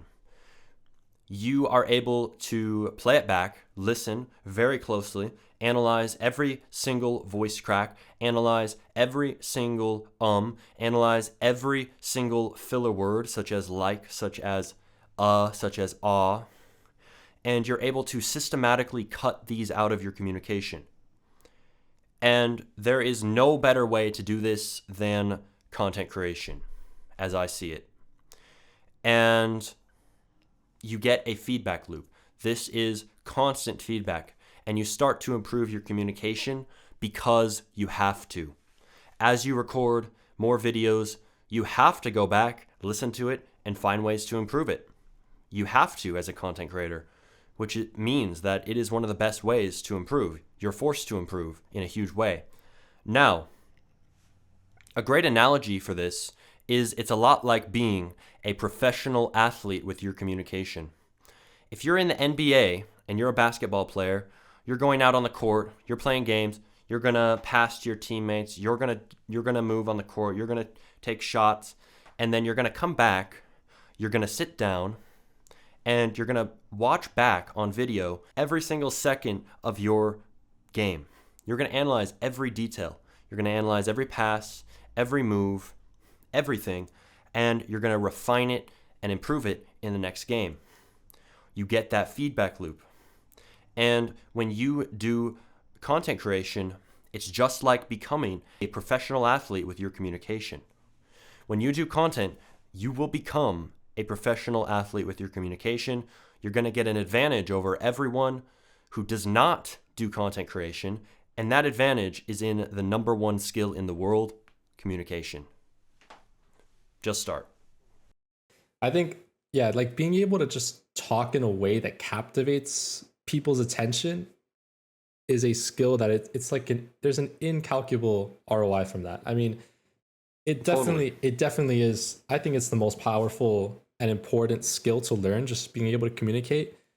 And it's honestly not it's not that hard to practice. Like literally you can, it's as simple as just getting a voice notes app on your phone and just recording yourself talking about just random stuff for like 10 minutes and then just play that back like 5 times constantly. It's going to suck. It's going to be terrible. But if you can just kind of deal with it and just see every time where you might use a filler word here, maybe you repeated something a few times, maybe you stuttered here. Like if you can just see the micro problems that you have with your talking, and then you start to just practice and constantly improve on those, you will completely change that and make it 100%. Or it's really not that hard to do that. And another thing you can also do is, surprisingly, I've noticed that there's some group of people that you can look at just to practice looking at how they talk. So people like comedians, right? They have to talk really well. Oh, yes. Looking at them, looking at just other really good orators. You know, Andrew Tate, for example, he has a ton of podcasts on YouTube and he talks very well. So even just looking at those podcasts, or any there's certain politicians that speak really well too. Oh, yeah. So just looking at people in the world that speak really well and not copying them, but just kind of seeing what habits that they have that make them speak so well. And also another channel that I've watched that talks specifically about speaking and getting like a good vocabulary and stuff is he's a YouTuber called Joseph Sar. So Joseph TSAR, really, really good speaking channel. If you guys want to get better at speaking. But I think in general, you have to speak in a way that has others wanting to listen to you, right? You have to speak in a way that makes sense to them. That even means sometimes you might have to dumb down your language a little bit depending on who you're talking Totally. to.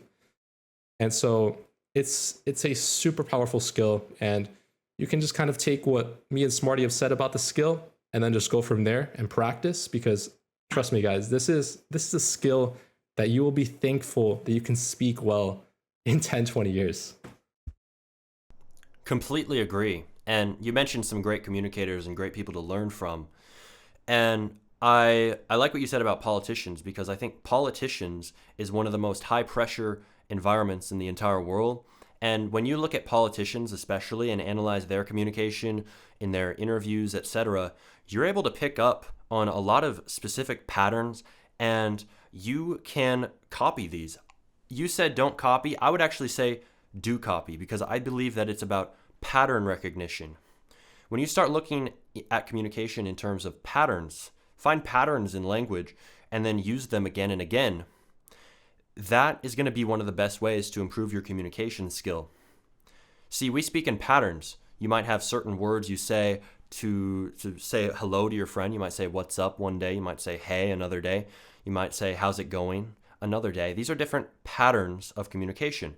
And when you can start to develop your pattern recognition in communication, look for different language patterns in people's communication, you're able to find the ones that are effective, that sound great, and you can reuse them in your communication. So, for example, I might go watch an interview from one of the top politicians in the world, for example. Doesn't matter who it is, Biden, Trump, anyone, and you look, and don't look at it for the politics, look at it for the communication patterns.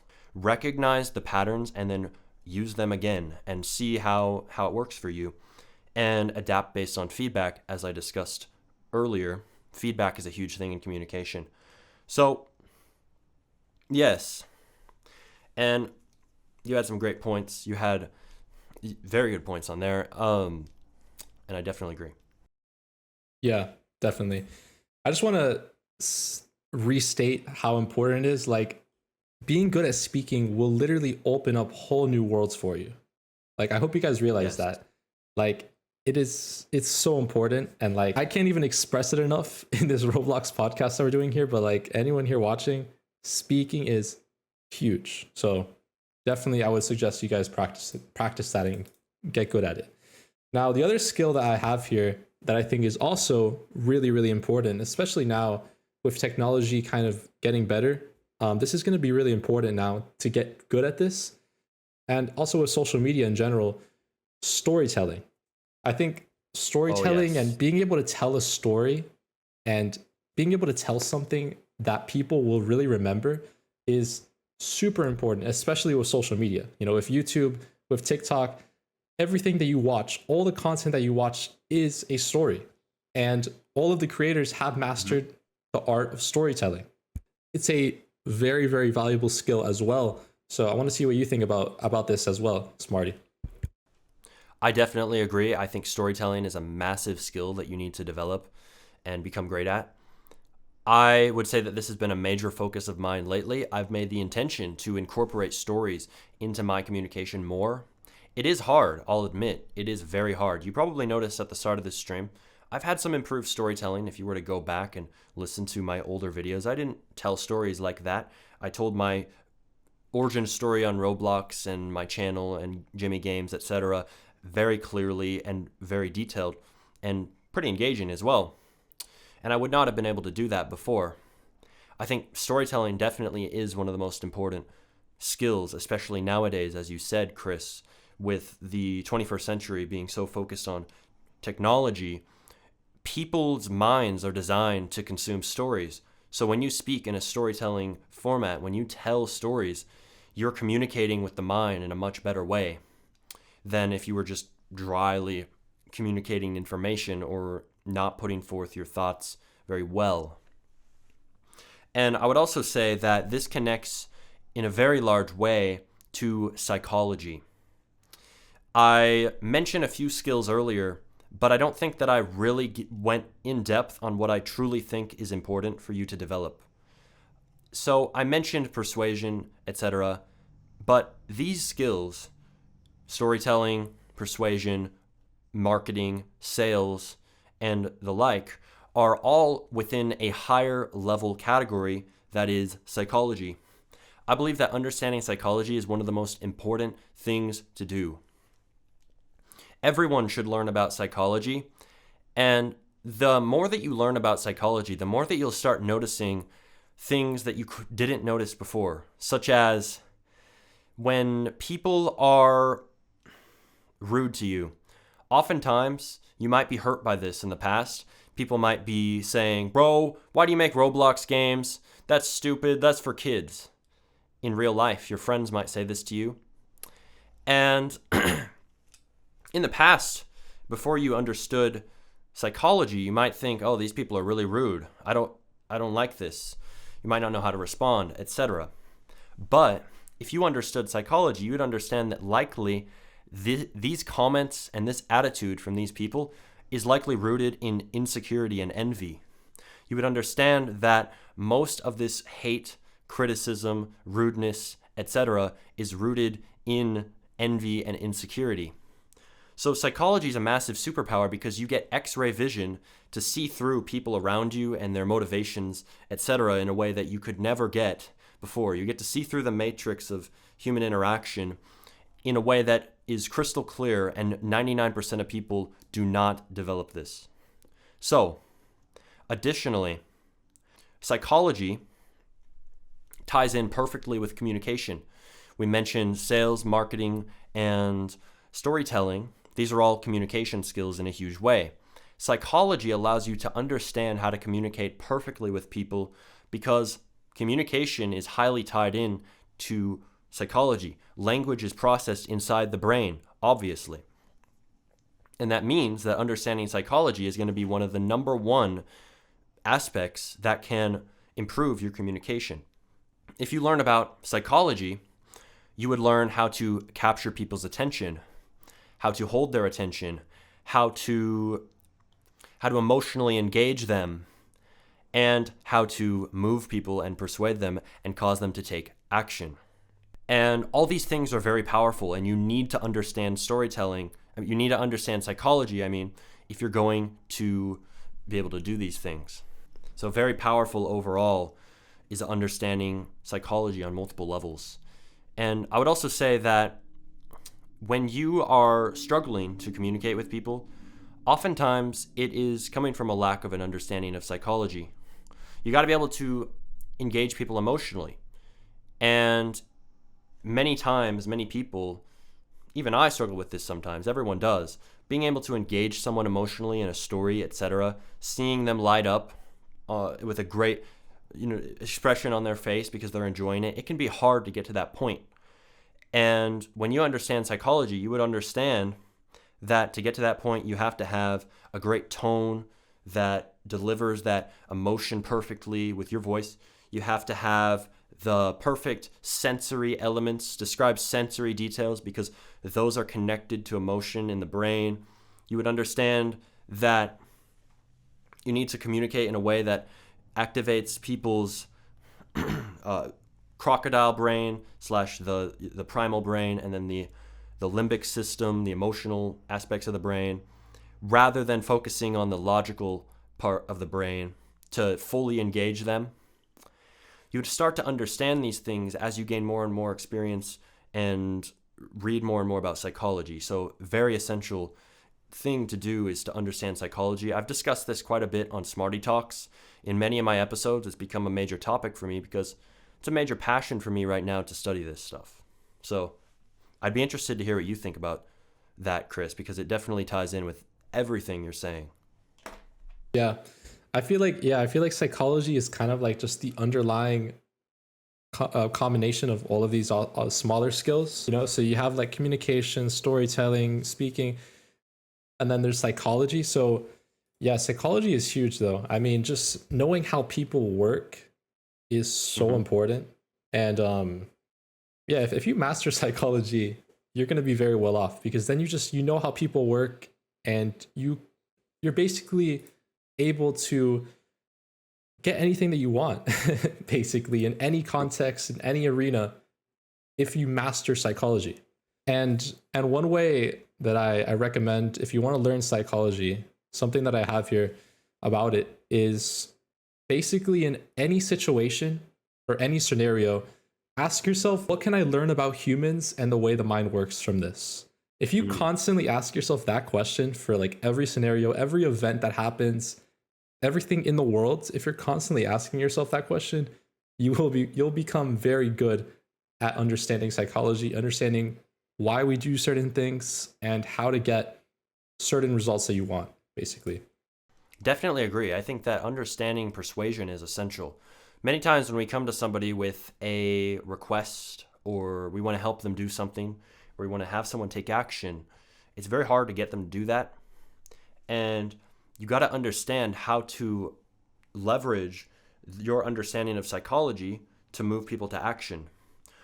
And when you understand that you need to appeal to desires, fears, interests of people, and you need to validate that and then bring them to a specific action and connect it to that action, it gets a lot easier to live your life when you're able to persuade. And I would argue that life is very hard for people who don't know how to persuade. Dan Coe, who I mentioned earlier, talks about this all the time.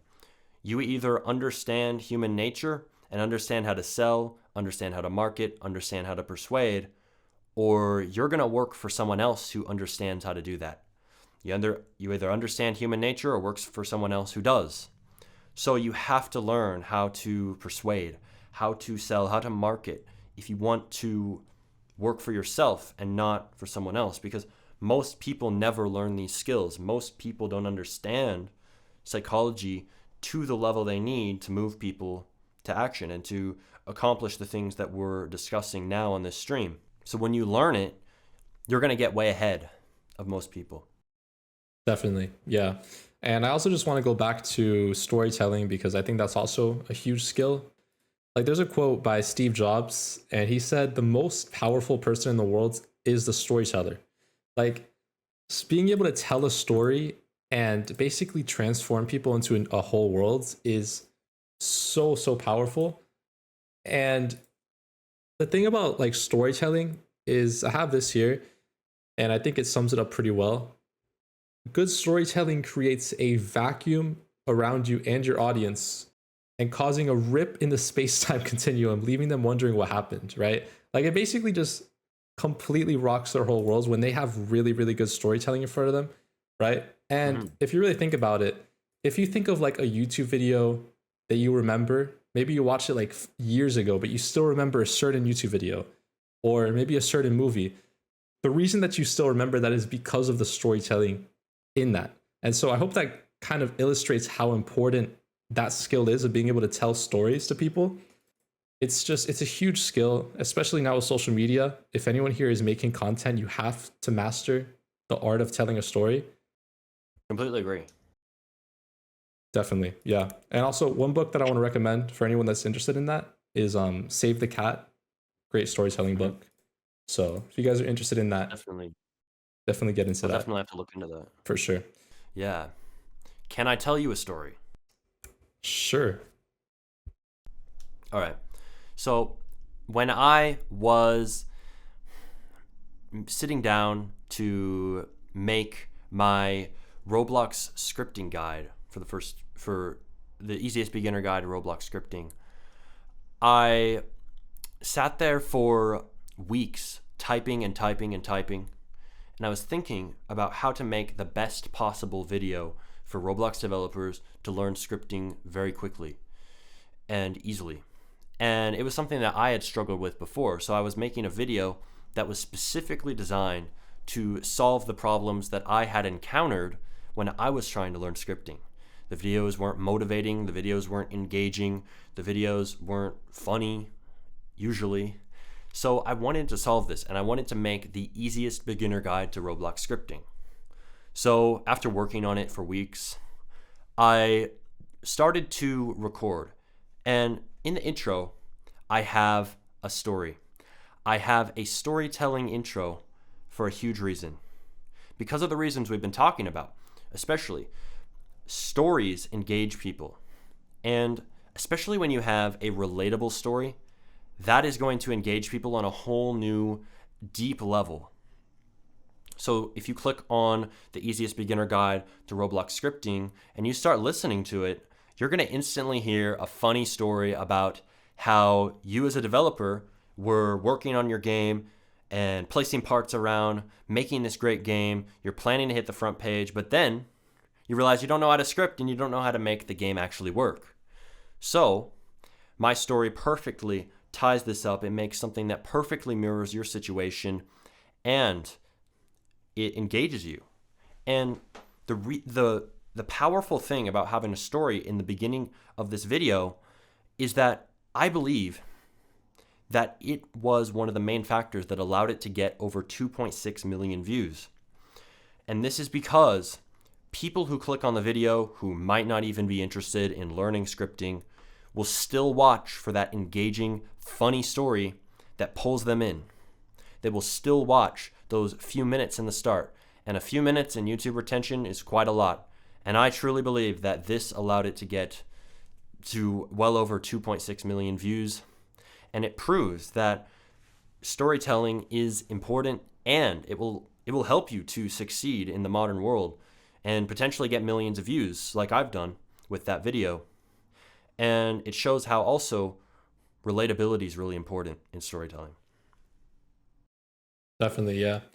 Yeah, you will notice how like the most popular videos on YouTube are always hooking you in with like a really good story at the beginning, and they just keep you watching the whole way through. You know, they have stakes. You look at Mr. Beast, they have stakes where they kind of just like they'll introduce a conflict, and then they have the characters. And you know, I could go really in depth on it. I'm not going to do it here, but like basically just it's a huge skill, and I recommend everyone watching here learn how to tell a good story. It's really, really important.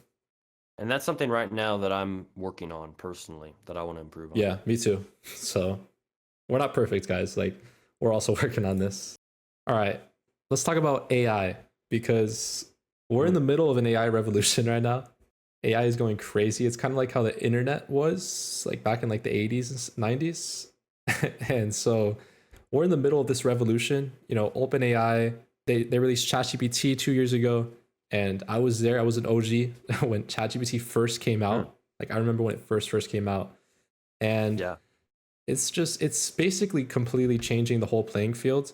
And I saw something about this is basically in the near future, 5-10 years, all of us are going to have the same playing fields and the same ability to solve technical problems, right? And so it's going to be replacing a lot of jobs, and we're all going to basically be the same in terms of that. And so what's going to differentiate people, right?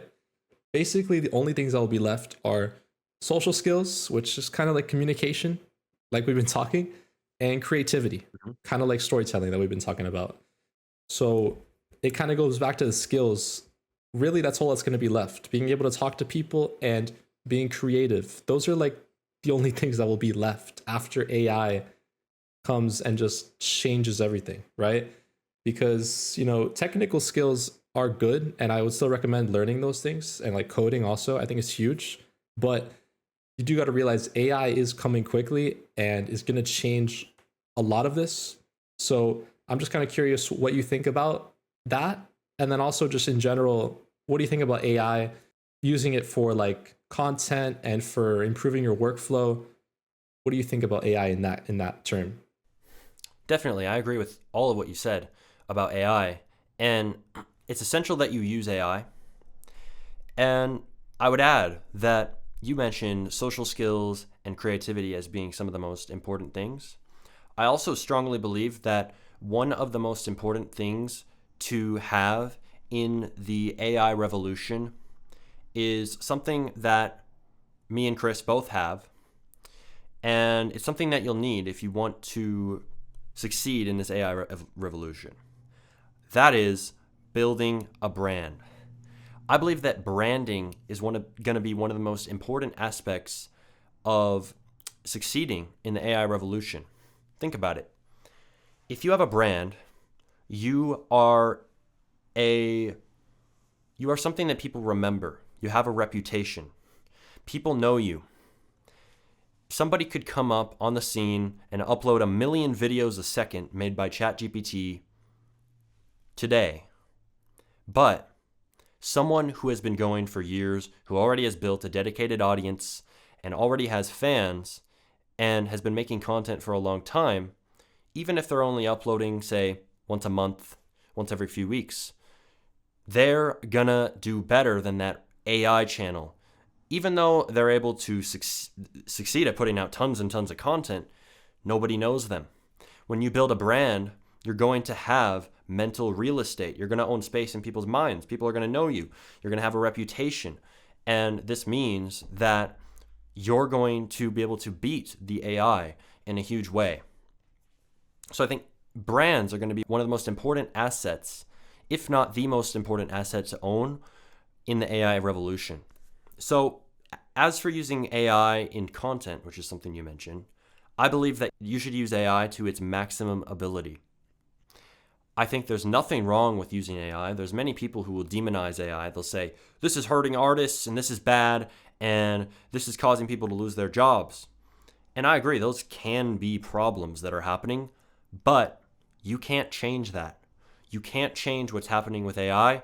You can only adapt. And the people who adopt AI and say, hey, this is a great way to be more efficient, be more productive, and get more done faster, these are the people who are going to succeed in the AI revolution. The people who embrace AI, they say, whether I like it or not, it's here and it's here to stay, and I'm going to use it to its maximum ability to further what I do, while still keeping my human creativity, while still keeping my own social skills, while still keeping my unique personality. I'm going to use AI to its maximum potential.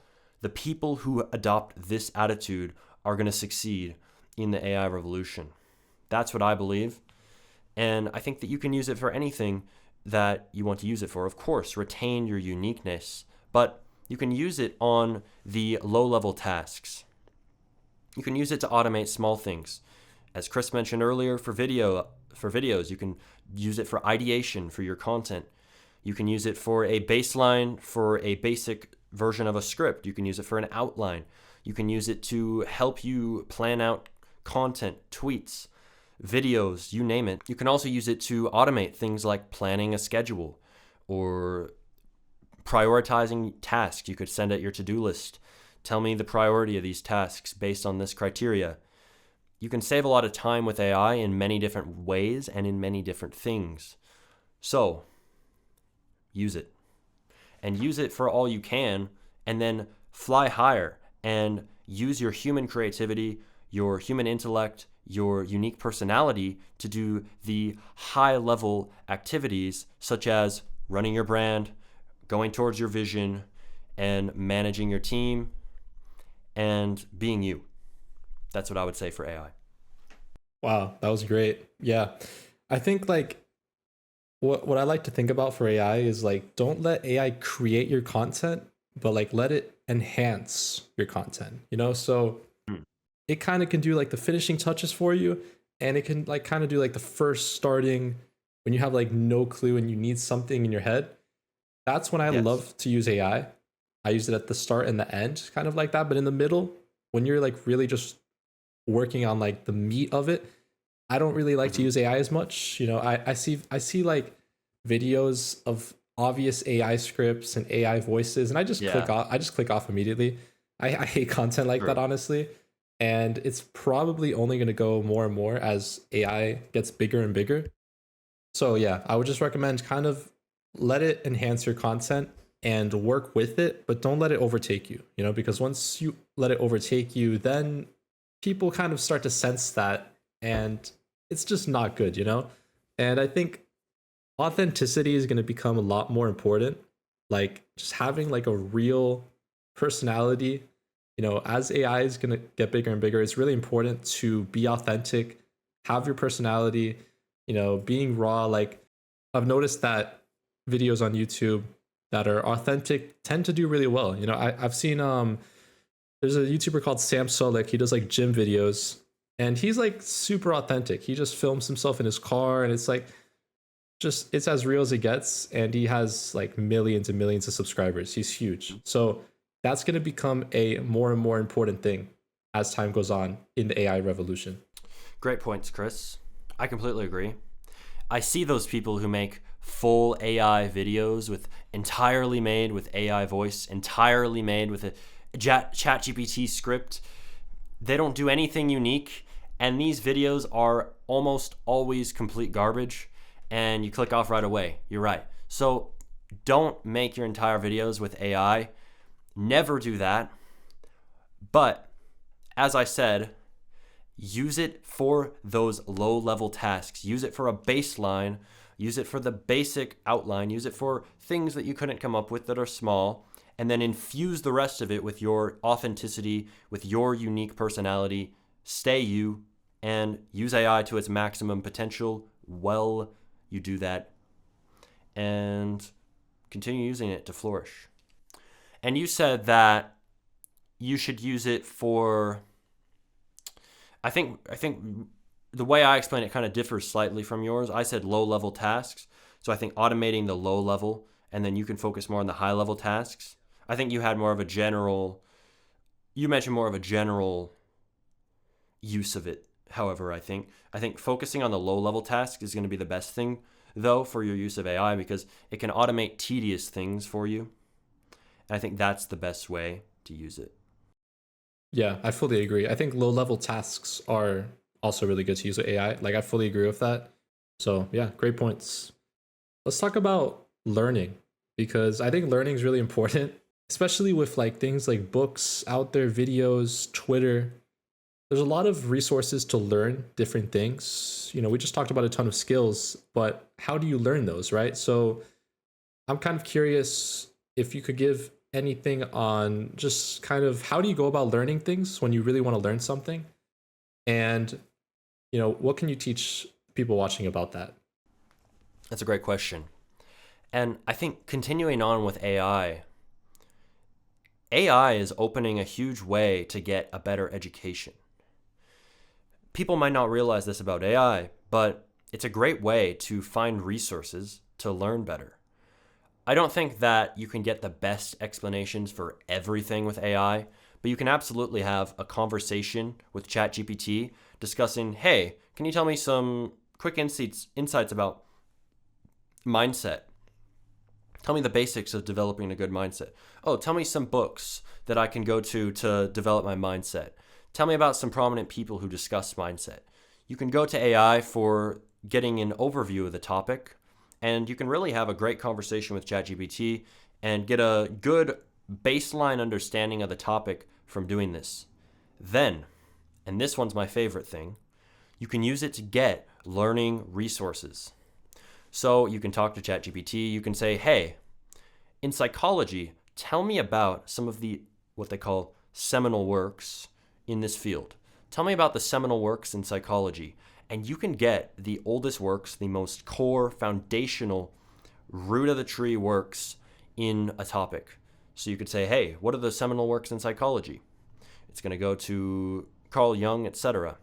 And you can find those books, and you can listen to some of the most primal information on the topics that you want to learn about. You can find resources that other people aren't looking at right now, and you can gain a serious advantage, especially through looking for resources and specifically seminal works. Very helpful to look at the seminal works of a topic or a field, etc. So I think that's a good way to get a baseline understanding and to find great resources to learn better. Use AI for that. Use ChatGPT, have a conversation, get in depth, and then dig deep into those specific resources it gives you, specific people, specific books, specific sites even, etc. Now, next, I would say that traditional education is falling in a huge way because of the creator economy. Many people are discussing this right now. If you look at X and YouTube and any platform where entrepreneurs reside, everyone's talking about how the creator economy is allowing people access to boatloads of information they could not access before. People have unprecedented ability to learn anything nowadays, and it is essential that you leverage it. As I mentioned earlier, many people watching now can probably tell that I was pretty fed up with how people are ignorant of the opportunity in the creator economy and online education and online income. I'm pretty annoyed by it. Most people you talk to in your day-to-day life, they might say that you should still go to college and YouTube's a bad idea and you can't get a job online. Most people are going to tell you this, but it's not true. Look at any of these entrepreneurs. They're telling us that there's huge opportunity in the creator economy. You can learn anything online and you can develop skills in things that are very essential for completely free on YouTube. You can learn about marketing, you can learn about sales, you can learn about copywriting, you can learn about Roblox development, you can learn about scripting, building, modeling, UI, a bunch of different skills that can allow you to earn an income online. And most people in the world don't realize how great of an opportunity this is and how well that you can learn from the internet. You can gain a great baseline understanding from just watching YouTube videos. You watch one hour podcast from Alex Hormozy on business, and you're already going to get a very good baseline understanding of how to start and think about running a business. And it's amazing how much that we can learn from the internet nowadays. So I would add that after you start learning from different creators, different podcasts, different videos, different guides, you're going to develop a pretty good pool of areas to learn and ways to develop that education. You're going to get a very good pool of learning, a very good pool of education for yourself. You're going to have a set of creators you really like for this topic, for business, etc. You're going to have a set of creators you like for Roblox development. You're going to have a set of podcasts you really like to listen to and that you learn a lot from. And you're going to get that pool. And then now you watch these people and you're watching Alex Hormozy. He might bring up a book. And then you go grab that book and you start learning more and you go deeper into that field of knowledge. Say Alex Hormozy mentions Robert Cialdini's book, Influence, The Psychology of Persuasion. You go pick that up, and now you're getting deep knowledge just because you followed a creator who mentioned a very powerful, potent book. You now are getting deep knowledge in a subject, persuasion, and you're understanding this from a book that many people like and that's very powerful. And you learn this just because you had that pool of education that you developed for yourself.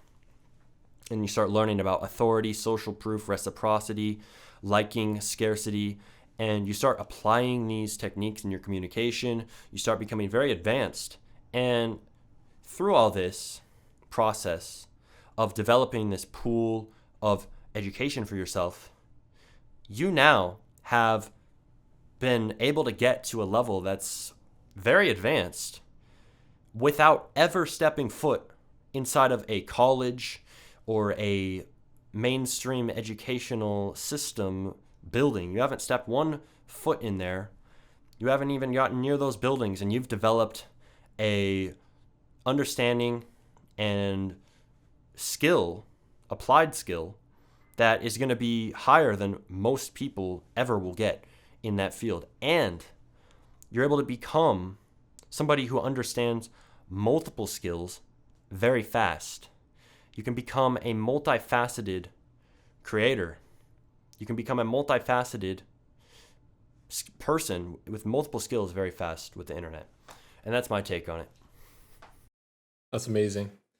Yeah, I mean, I gotta admit, like, the internet it has so many resources to learn, and it's just constantly growing. Now with AI, there are so many ways to learn topics. You could just Google search a certain topic and then go to videos. You can do PDF, look at books on there. I mean, you can literally learn any skill and just completely get the fundamentals and everything. And honestly, guys, like, it has not been like this forever. Like, you used to have to actually go to like a library and get books back then to learn about something. So we should be grateful. Definitely. We should be grateful that the internet allows us to learn anything that we want through YouTube, through ebooks, through podcasts, through, certain creators that we watch. And I think that everyone here should be taking advantage of that opportunity that we have. Absolutely.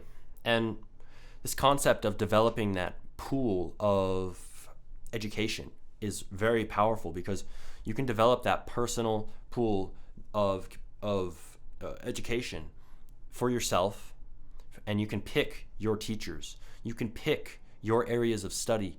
You can pick how you start applying it to your daily life and how you start practicing those different skills. And this is very powerful.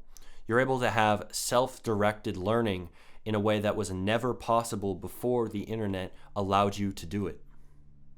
Do you realize that with the internet, you're able to make your own education path that is so much more customized than anyone in history has ever had?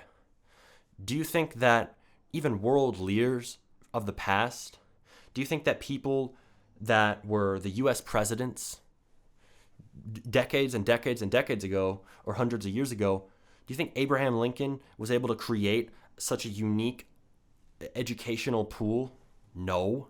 He did not have access to do this. He didn't have the ability to do this. You can have more of a unique and diverse education than world leaders used to have back in the day. World leaders are powerful. They have access to a lot of information even back then, but you get more.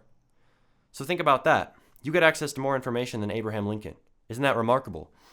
And also, when you develop this unique path that aligns with your goals, you are able to do anything you want.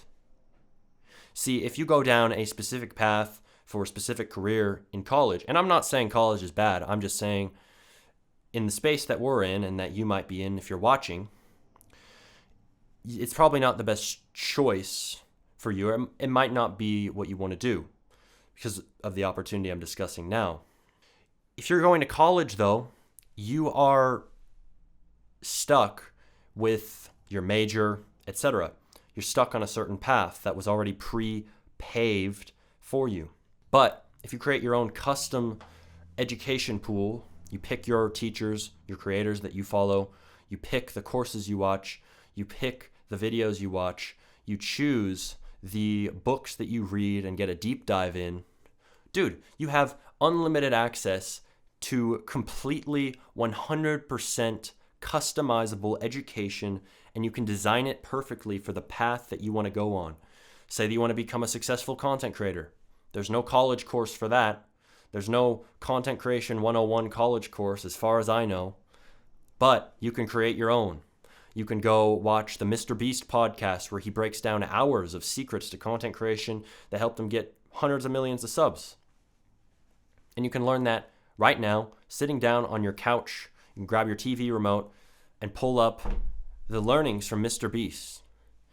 So it's remarkable how much access that we have to communication, and it's remarkable how you can develop such a unique pool of learning and align it towards your goals, create effectively your own education path, your own college course, college level education or higher from the internet, all by yourself from the comfort of your home.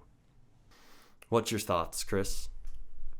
Yeah, I fully agree. I think we're in a completely new era where we can learn things like that. So I wanted to talk about your Discord server that you have, Create, where you have, developers and YouTubers there, and they kind of collaborate and talk. It's really interesting. So talk to me about kind of that process of making that server and what you've learned from that. Right. I'll explain that in a moment. I'll tell you guys about the opportunity in dev content, which really connects to this first. So dev content, if you haven't seen, there are starting to be so many people who are starting to blow up in dev content. It is remarkable. We have never had this level of dev content before. Roblox development used to be a subject that nobody was really making videos on. There was Alvin Blocks, there was the Dev King, there was RoBuilder later, but we didn't really have anyone who was making dev content. We didn't have anyone educating new Roblox developers in such a detailed way that we have now. We didn't have anyone providing these amazing abundance of entertainment videos and challenges that we can watch now. We didn't have this level of dev content in the past, but now we're starting to see now that dev content creators are starting to pop off. Tons of them, tons of new ones. There's Scroof, who started the entire trend of 6 devs make a game without communicating. He started that entire trend on Roblox. He was in Dev Create. He got people on it, and boom, huge wave, tidal wave erupted over the entire dev space, all because Scroof started that in Dev Create. And there's many other creators. There's Rodev. There is ByteBlocks. He's doing great videos as well. There's Cone. There's a multitude of people. You can name them all. I'm sure there's a lot on the top of your head if you're watching now. You probably know of a lot of creators that you're thinking of now that are popping off now, and they weren't not too long ago. That's because dev content is becoming big. I'm telling you guys this every single day, because dev content is the future. Dev content is becoming one of the biggest niches on Roblox. There's never been a time where we had this access to dev content. And as I said, there's going to be a lot more people getting started in this niche soon because of many reasons. First of all, it's better for monetization than Roblox content. You can sell info products, you can do long guides and make much more money, and you can provide value. These other Roblox content creators can't really provide any value in the same way that dev content creators can. They can provide entertainment value, but dev content creators can educate people. They can provide value that other Roblox creators simply can't provide at all. And it is remarkable. Now, something else that is a reason why people are starting in dev content is because I believe it is a great pathway to succeed in development. See, before, the only way to succeed in development was to make a great game, put it out, get hundreds of players, get thousands of players, get tens of thousands of players, try and reach the front page, hopefully, maybe, possibly. I don't know. That was the way before. But now, there's new ways opening up for you. You can start a dev channel and put out videos, start teaching the skill you know. If you understand building, if you understand scripting, if you understand modeling, any dev skill, you can make content on that skill, teach it to other developers, and start giving massive value, create that waterfall of value, and then allow that stream to flow to you as income as well. Now, dev content is one of the biggest opportunities on Roblox, and I will say one thing. If you want to start, do not hesitate at all any longer. It will not be this easy for very long. You need to just start now if you want to do it. And that's the secret. Just start. I will add this. I said that it is another pathway for developers to succeed on Roblox. Now, it's also something that it's interesting because if you look at the top developers on the front page, you look at Hazem, you look at Asimo, you look at these different developers, you look at Big Games, Preston, etc. These devs are amazing. They're talented. They have hundreds of thousands of players on their games. They're making millions on Roblox, but they haven't told us a single word about how to succeed on Roblox. Has anyone noticed that these successful developers haven't taught us anything? They don't tell us how to get to their level. They don't share a single drip of the sauce that got them to the top. They don't give us anything. Nothing. Completely silent. They're gatekeeping all the info in a huge way. And this might not be intentional. Maybe there's not some big conspiracy behind it, but they aren't teaching us, right? Now, dev content is a new way, a new vessel for people to learn Roblox development at a much higher level.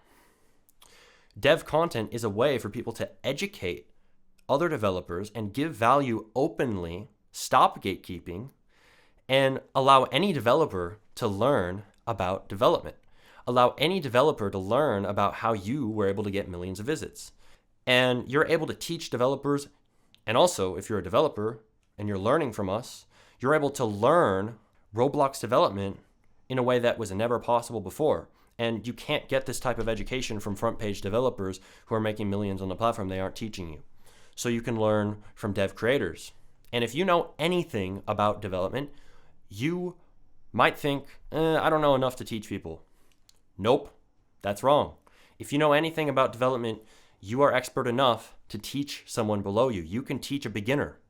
And now, the floodgates are opening for all the information to go out there to these newer developers. Anyone can teach their skills in Roblox development. Anyone can talk about how they've learned UI, how they've learned building, how they've learned scripting. They can package this up and teach it to developers in a much faster way, much more efficient way than was possible before. And this is huge as well. You can teach how you make your game succeed. If you are a developer and you've gotten any amount of visits, 10,000, 100,000, a million or more, you can teach other developers how to do the same thing. And this is the point where people, especially big developers, who I kind of have a problem with because they won't teach people, they'll say, well, if I give my secrets, everyone's going to take them. I am not going to be able to do the same things anymore. I am going to fail in some way because everyone else knows how I got to the top. And this might sound like some reasonable things to say. This might sound like some fair reasoning. But when you realize that this is all rooted in a scarcity mentality, you can see how this is problematic. If you are a developer who knows about how to get millions of visits, you should, and I would in fact say that you have a responsibility to teach other developers how to do the same thing. You should freely give value, have an abundance mindset, and believe that when you teach people, that is eventually going to come back to you. You don't go into it with that expectation, but you can believe for certain that eventually that value is going to come back to you. And unfortunately, I don't understand how, but front page developers don't understand this. They don't understand that if you put out some information about how to succeed and how to get to the front page, you're going to gain massive value back. The community is going to love you. Roblox developers, Roblox players are going to love you, and you're going to gain so much. Listen, man, the Bible, in fact, is huge on this. It's huge about service. And I think this is something that's hard to understand when you first read it. You're like, whatever. It doesn't really make sense. But when you make content, you start to realize this is actually, it isn't just about, like serving people, blah, blah, blah. No, this is about giving value. That's in a huge way, it's talking about that. And when you realize that service is so essential and it will lead to the biggest gains for yourself, you can see how this is essential for any field. And in Roblox development, if you start to serve the community, you're going to do better. And you don't have to be religious or anything to believe this. I'm a Christian, but you don't have to be religious or anything to believe that service is essential. That's dev content. That's where it's going. Now, dev create. So I've mentioned dev create multiple times in this mini speech I'm giving here on development content. This is the most in-depth I've said about dev content and potentially the most controversial. Some of that might be controversial though, but that's okay. It's true.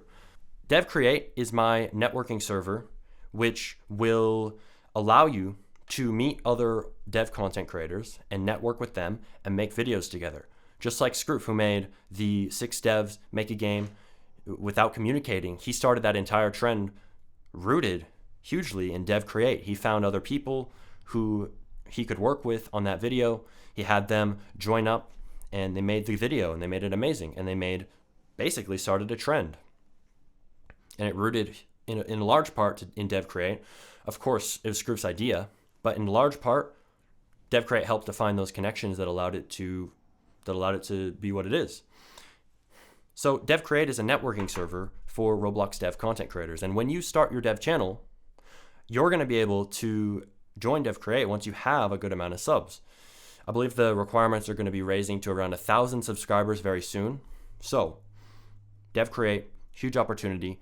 And if you start a dev channel, It'll change everything for you, and it'll change everything for the community. If you're giving value like that at such a mass scale, it'll change everything. So if you want to start a dev channel, just start. You can solve problems for your past self. You can, like I did with the easiest beginner guide to Roblox scripting, you can say, hey, here's how to learn scripting easier than ever before. Or you can say, hey, here's how to learn building and easier than ever before. Here's how to learn modeling easier than ever before. And you can teach with the perspective that you're teaching your past self, and you can give people the learning that you never had. You can give them the teaching that you never had. You can give them the experience they never had, and you can make it easier than ever to just start in development for other people. And you're going to gain massive value back from this. It's going to create a massive cycle. So once you have a good amount of subs, once you are starting to make a good channel with good quality videos, and you start having the views come in, join Dev Create, apply, and it's going to be awesome. So that's Dev Create, that's Dev Content for you. Wow. Yeah, great speech. Definitely feel like dev content is on the rise. And that server is amazing. Huge opportunity for anyone watching that wants to get into that content, by the way. Huge. 1000%. Yeah, and you everyone can see that I believe in this a lot, I'm sure. And if you're watching now, if you've watched this far, that means you would definitely be a great dev creator, because you have the attention span that most people don't have, clearly, if you watch this many hours already. And you also understand a lot of things about development that most people don't understand. If you watch this far, do you realize that you know more than most Roblox developers, than most Roblox players, know about development? Do you realize that just by watching this far in the podcast, you already understand more than most Roblox players about how to be a developer and how to succeed in content creation? You know more than them, so go ahead, repackage anything we've said here, repackage it into videos, make videos, speak about what we're saying, copy me. You have permission to copy me. Just start. Love that. Yeah, repackaging is a cool concept. So yeah, and you can share ideas, you can change them, you can put your own unique spin, but do it. Yeah. So I want to close with a few tweets that I have saved from you that I think are just amazing, and this podcast would not be complete without them. So first tweet is you tweeted, do you realize that one random thought you have could change someone's life? Create content. Small following doesn't mean small impact. So that's a very powerful thing. Could you briefly expand on that? I had been thinking about how there are a lot of posts that I've made that are inspiring people to start. There's a lot of posts that I've made that are, in a huge way, even if it's small, changing people's lives. There is a lot of content I made in the past that people have told me, wow, you changed everything for me. I don't know if this is real, but I got one dude who mentioned on my birthday card that we put a birthday card in Smarty devs that my staff actually did in the server. They put a birthday card in and anyone could write. Some kid said he watched my videos and he was able to make money and help his parents help his family stop being homeless. And I don't know if that's real. It might be made just to get attention, but I don't know. There's other people who tell me, oh, I've learned about taking commissions and I've been able to make $60K a week from your videos, or $30K a week, something like that. And it's been great. So content can change people's lives, and one random thought can change someone's life. And that's the idea. And your random thoughts. I was thinking about how also your random thoughts, just random thoughts you have in your day-to-day life, everyone is constantly thinking, or maybe that's unique to me, maybe I overthink, but everyone's constantly thinking. And random thoughts that you have during your day can be pretty philosophical. Even the average person who doesn't think that way, who isn't thinking about philosophical things or advanced crazy stuff, you're still going to have a thought from time to time that's pretty advanced and philosophical. Or maybe you have a lesson that you learned from some experience or some story in your life. And if you were to put this out there, you could potentially change someone's life with that piece of content. And I added in there that this can be at a small size, because small size doesn't mean small impact. Small size can actually mean bigger impact than a big person. Somebody with millions of subs might be putting out videos, but maybe it's just entertaining stuff for everyone to watch. And Timmy, who's 7 years old, can watch it on his iPad and just watch it for fun. But you, at a small size, you can cater to a small microscopic audience, really zoom in closely on what they are needing right now in their life. You can become a micro authority. There's some guy on Twitter who talks about this, that I like his tweets all the time. If you go to my Twitter, you'll see me reposting him. His name's Aaron. He talks about being a micro authority in a niche. And I completely agree with this idea that you should try to become a micro authority. Don't aim for necessarily being a massive influencer with crazy levels of influence. No, you can have much bigger impact on a small scale if you become a micro authority. You're able to master a small niche. And those random thoughts you have that might be really specific on a really specific topic can definitely 100%, 1,000,000% change someone's entire life. And it really can be those random thoughts that can do that. Imagine, what if someone was really, really depressed and you just share one tweet that somehow sparks some motivation in them? That's changing their life. Even if it's small, that's pretty big, I think. But even if it's small, you can change someone's life with one thought. Wow. Yeah, that's powerful. And the other tweet. I want to ask though, how has your content impacted people, Chris? Do you have a specific story that stands out of somebody who watched your content and was impacted by it in a big way? Yeah. I mean, I've had some messages from people like on Discord and stuff of saying that my content has like inspired them to start a business and start their own channel. Oh, wow. I've gotten some of those. So those always hit hard. I feel like that is definitely one of the most rewarding aspects of like being an influencer and like influencing people. Just being able to see the change that you make is amazing, and it's one of the most rewarding aspects, honestly. So I 1000% agree. It's huge, yeah. So another tweet that you had that I think is really important for people to realize is the fact of like having like a content diet, basically. So you tweeted, many times we find ourselves surrounded by negativity in our lives, and this can influence us in many ways that we don't realize. You should be curating what inputs go into your mind from a source that you can control. So tuning your algorithms, basically. I think that this is a super powerful concept. And I think, now with like a lot of people watch like TikTok all day and stuff, and just not the best, not the best content that kind of puts them up. So just curious your thoughts on that briefly, to expand on that, because I think it's super powerful. Just, controlling what you consume is so important, because everything that you consume is molding you constantly. And so just briefly expand on that. It's super important. This is a great one to bring up. I would say that it is very important to develop that content diet. Most people's content diet is absolutely horrendous. As you said, TikTok all day, brain rot content that doesn't help them with anything. And the thing is, when you are watching this type of content all day, you are basically programming your brain to be completely fried. And you are if you're just injecting your brain with constant entertainment, you are limiting your attention span. You're not using the biggest resource we have right now, the internet, to learn. You're wasting time that could be spent doing something productive. And most people's content diet is not good. Even people who are successful. I think if you look at the X timeline of the Roblox community, the Roblox RTC, most people, even successful developers, are posting stuff that isn't important at all. And they aren't posting things that are valuable. So I make it a point to only post content that is valuable, positive, inspiring. And of course, this is my natural personality. This is just how I am in real life.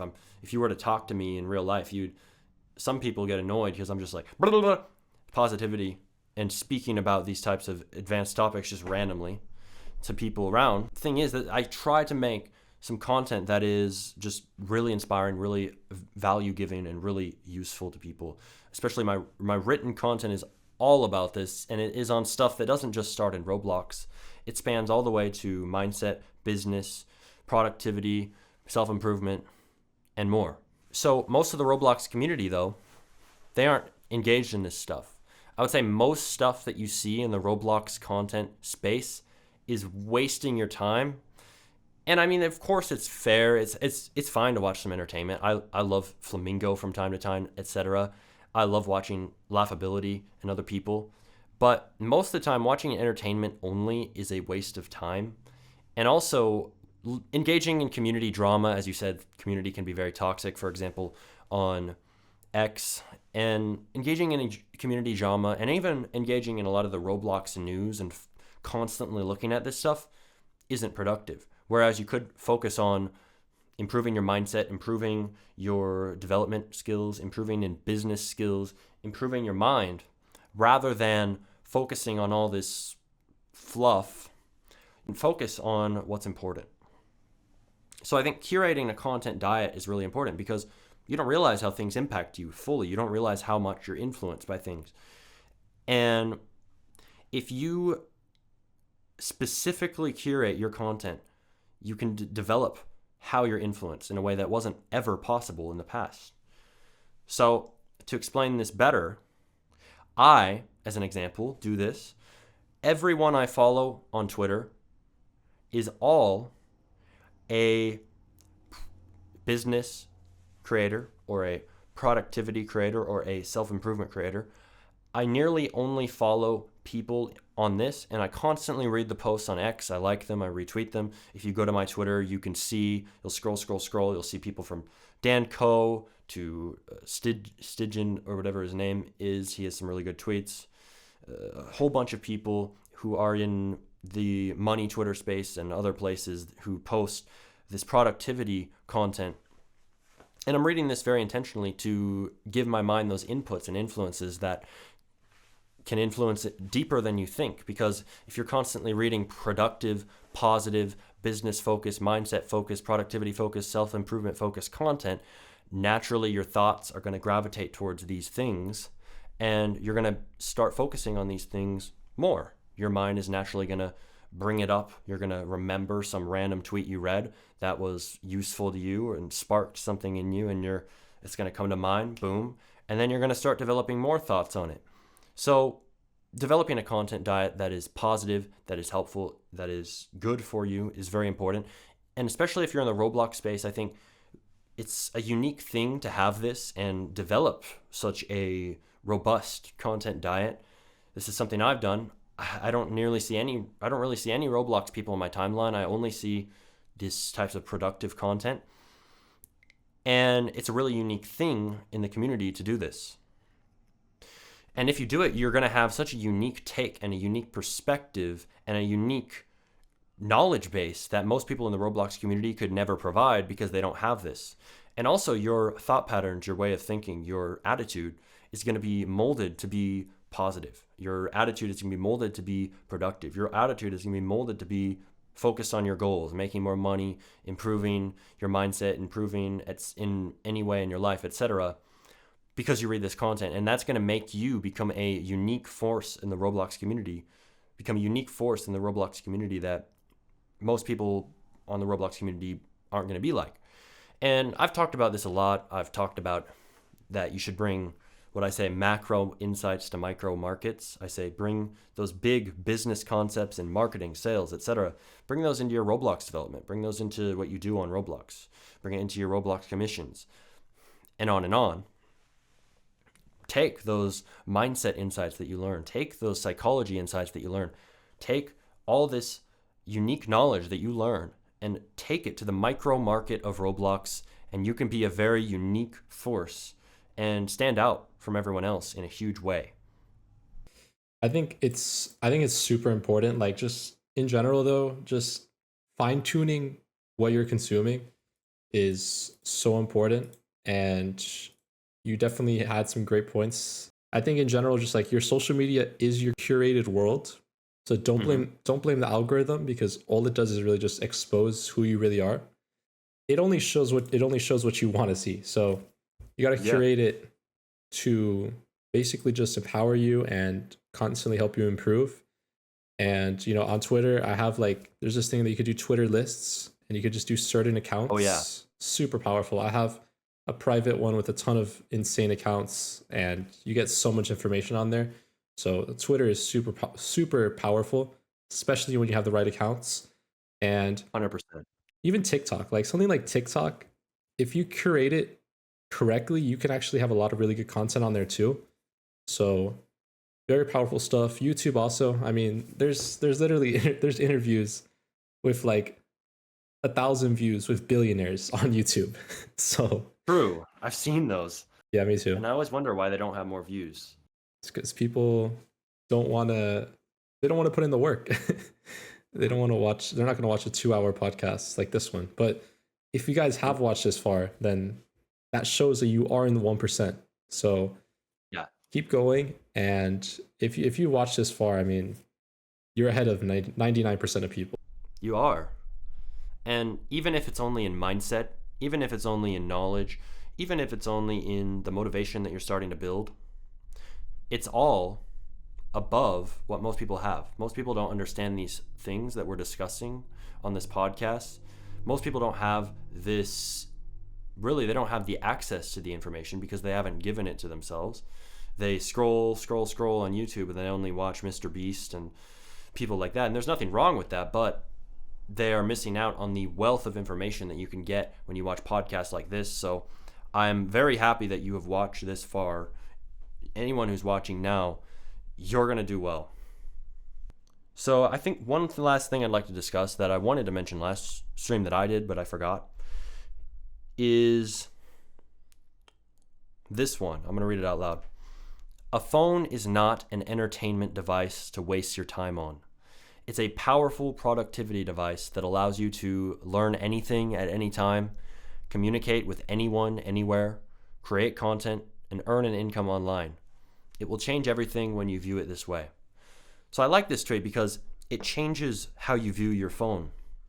Most people view their phone as an entertainment device or a way to talk to their friends, when if you view it as a productivity device, you can change everything for yourself. Because as we've been discussing, as you've been listening and hearing what we've said about how to curate your algorithm, and as you've considered those insights, you can see how your phone can turn into a productivity device. And it's very true. When you start curating your algorithm, you're going to start getting those crazy insights and that wealth of knowledge that's going to allow you to start posting valuable content for people. And you're naturally, because of the way that you're influenced, just without even realizing it, that content can influence you in a deep way. You're going to start being more productive. You're going to start making better choices. You're going to start thinking more positively just because you read those posts. Even just because you started changing your algorithm, you're going to have those changes and you're going to become more productive. And especially with your phone is going to turn from that entertainment device to a powerful productivity device, and it's going to open up things for you. And it's about just take the first step, start curating your algorithm, and then allow the content and your ideas to naturally flow. And you're going to have fear of posting. You're going to have that fear. Are people going to like my ideas? Are people going to hate? Are people going to say, what authority do you have to post this stuff? But you got to realize that doesn't matter. When you post your ideas, your genuine ideas, you're being authentic, and that gives you all the authority in the world to share them. If you're being authentic and you're sharing what you genuinely think, you have all the authority in the world to share that idea, and I think anyone can. So just turn your phone into a productivity device today. Yeah. What do you think, Chris? I think that was very well said. I think that most people do look at their phone the wrong way. And I think, we have magic with our phones, right? I mean, if you gave Facts. if you gave someone like 200 years ago a phone, like it's insane how much our phone can help us, but it can also destroy us. 100%. So you have to be, you have to be very conscious with what you consume and with what you do on your phone, because I mean, it's pretty much like just an extended version of ourselves. We always have it with us, and it's pretty powerful, but you got to use it in the right way. So great point, Smarty. Yes. You have to wake up. You have to wake up from the slumber of the phone just lulling you in, and you're drooling over this nonsense entertainment content on TikTok and YouTube and playing games constantly, when you gotta swap and reframe it. Take it from that frame of the entertainment device that you might not have even realized you had, and reframe it and take the frame of, this is a powerful productivity device for me to learn a lot from and to be more productive and to produce content and share my ideas that I'm going to start developing as I read more and more about these powerful concepts. Definitely. Yeah. And by the way, like, in case any of this sounds a little extreme, like, you guys can definitely have balance. Like, we're not saying to just completely cut out all entertainment and like strictly only have like good content on your phone, but I think most people have a unbalanced thing of like too much entertainment and too much content that just doesn't push them in the right direction. So ideally, maybe you could be doing like 80%, good content, learning, and then 20% just kind of entertainment. Make sure that you're always consuming good content that's right, it's helping you rise and just get better every day, pretty much. I 100% agree. And if you go 100%, well, you'll do the best. I'm kind of extreme. I pretty much go 100%. I don't really have any games on my phone. I go pretty much 100%. You don't have to, of course, but I think it will be better if you really want to go down the routes that we're talking about in this video of potentially starting to become a content creator and doing that potentially as a way to earn income and as a way to potentially earn enough to make a living online, or doing development even, or doing business, or doing content creation. I highly recommend going 100% into full productivity mode with your phone and your devices. And I would add that you have to be extreme many times to succeed. I had to have an extreme focus on my channel to reach 78,000 subs. I had to have an extreme level of dedication, even in Jimmy games, to make it reach 20 million visits. I had to have an extreme level of dedication in anything I've done that's worked. And oftentimes you have to be extreme. So if you want to succeed in any of the things we've discussed or anything else, you may have to be extreme. And you might not have to go 100%. You can go 80, as Chris said. You could go that route. But 100%. If you're going to be the most, if you want to do the best, be more extreme, usually. Yup, that's very powerful. I mean, if you look at people like Elon Musk, Jeff Bezos, they're all very extreme people, right? And so just kind of goes to show you, if you really want to succeed, usually you're going to have to be very extreme about it. And one of the best pieces of advice I've ever seen is like, basically, if you just do the complete opposite of what everyone else is doing and what like the public is doing, you'll be much better off. So it's a pretty good way to look at it. It's true, because look around. The average person at your school, for example, is probably sitting there snapping people all day, or watching videos on TikTok and watching entertainment videos on YouTube. You can surpass all of them in the field that you want to be in, and in life in many ways, by simply making the changes we've discussed, and by changing how you frame your phone can be a great step to do that. So just start. And final thing I just want to add is that all of this is completely possible for everyone. Each and every one of you watching can achieve success and reach your goals. And like both of us, me and Smarty, we were both in your position. I used to just watch podcasts of like successful people and big YouTubers and stuff all the time. And I'm sure that Smarty, he probably looked up to like huge developers also back then. So it just kind of goes to show you that literally anyone here watching, like I believe that especially if you've made it this far, then you really do have a high chance of succeeding. So really, dude, yeah. So I would just say go for it, honestly, guys. Anyways, Smarty, it's been amazing. This has been an amazing episode. I think that this is the longest episode I've ever done by far. Whoa. So A lot of value, a lot of sauce given in this podcast. I definitely highly recommend rewatching certain parts of this video because I think that there was some really, really powerful concepts, especially with skills and monetization and learning. A lot of really, really powerful topics and recommendations that we've given. So definitely, guys, really powerful stuff. And if you made it this far, congratulations. Thank you for watching. Yes. And definitely go subscribe to Smarty. His YouTube is SmartyRBX. He has podcasts on there and he has a website where he sells cool stuff and courses for developers. So definitely, and then also follow him on Twitter. He has, I think your Twitter is SmartyRBX too, right? Yep. So follow him on Twitter. Great insights that he has over there. And yeah, thank you, Smarty, for coming on the show. Thank you. And also subscribe to Chris. Of Modern course. Chris. Subscribe to him right now. You have to. You must. If you watch this far, if you you're don't going to learn so subscribe, much from him. if you don't subscribe to Modern Chris, you will not succeed. It's actually proven. You will fail. It's proven. In everything. Scientifically was proven that if you don't subscribe to Modern Chris and this podcast, then you actually can't succeed. You can't succeed. So subscribe now or subscribe. Else. And also I'd like to add this, as I said at the start of this, you can rewind, you could even flip it.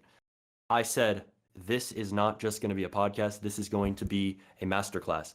And I can say with complete dedication that if you've watched this far, you have likely begun to realize that this is not just a podcast. This is a masterclass on development, on dev content creation, on self-improvement, on productivity, on mindset, and a whole bunch of other topics. And it's been amazing. I recommend that you just start and see you when you succeed at what you are going to do. I can't wait to see how you apply this information. Thank you so much, guys, and I'll see you in episode 7. Peace.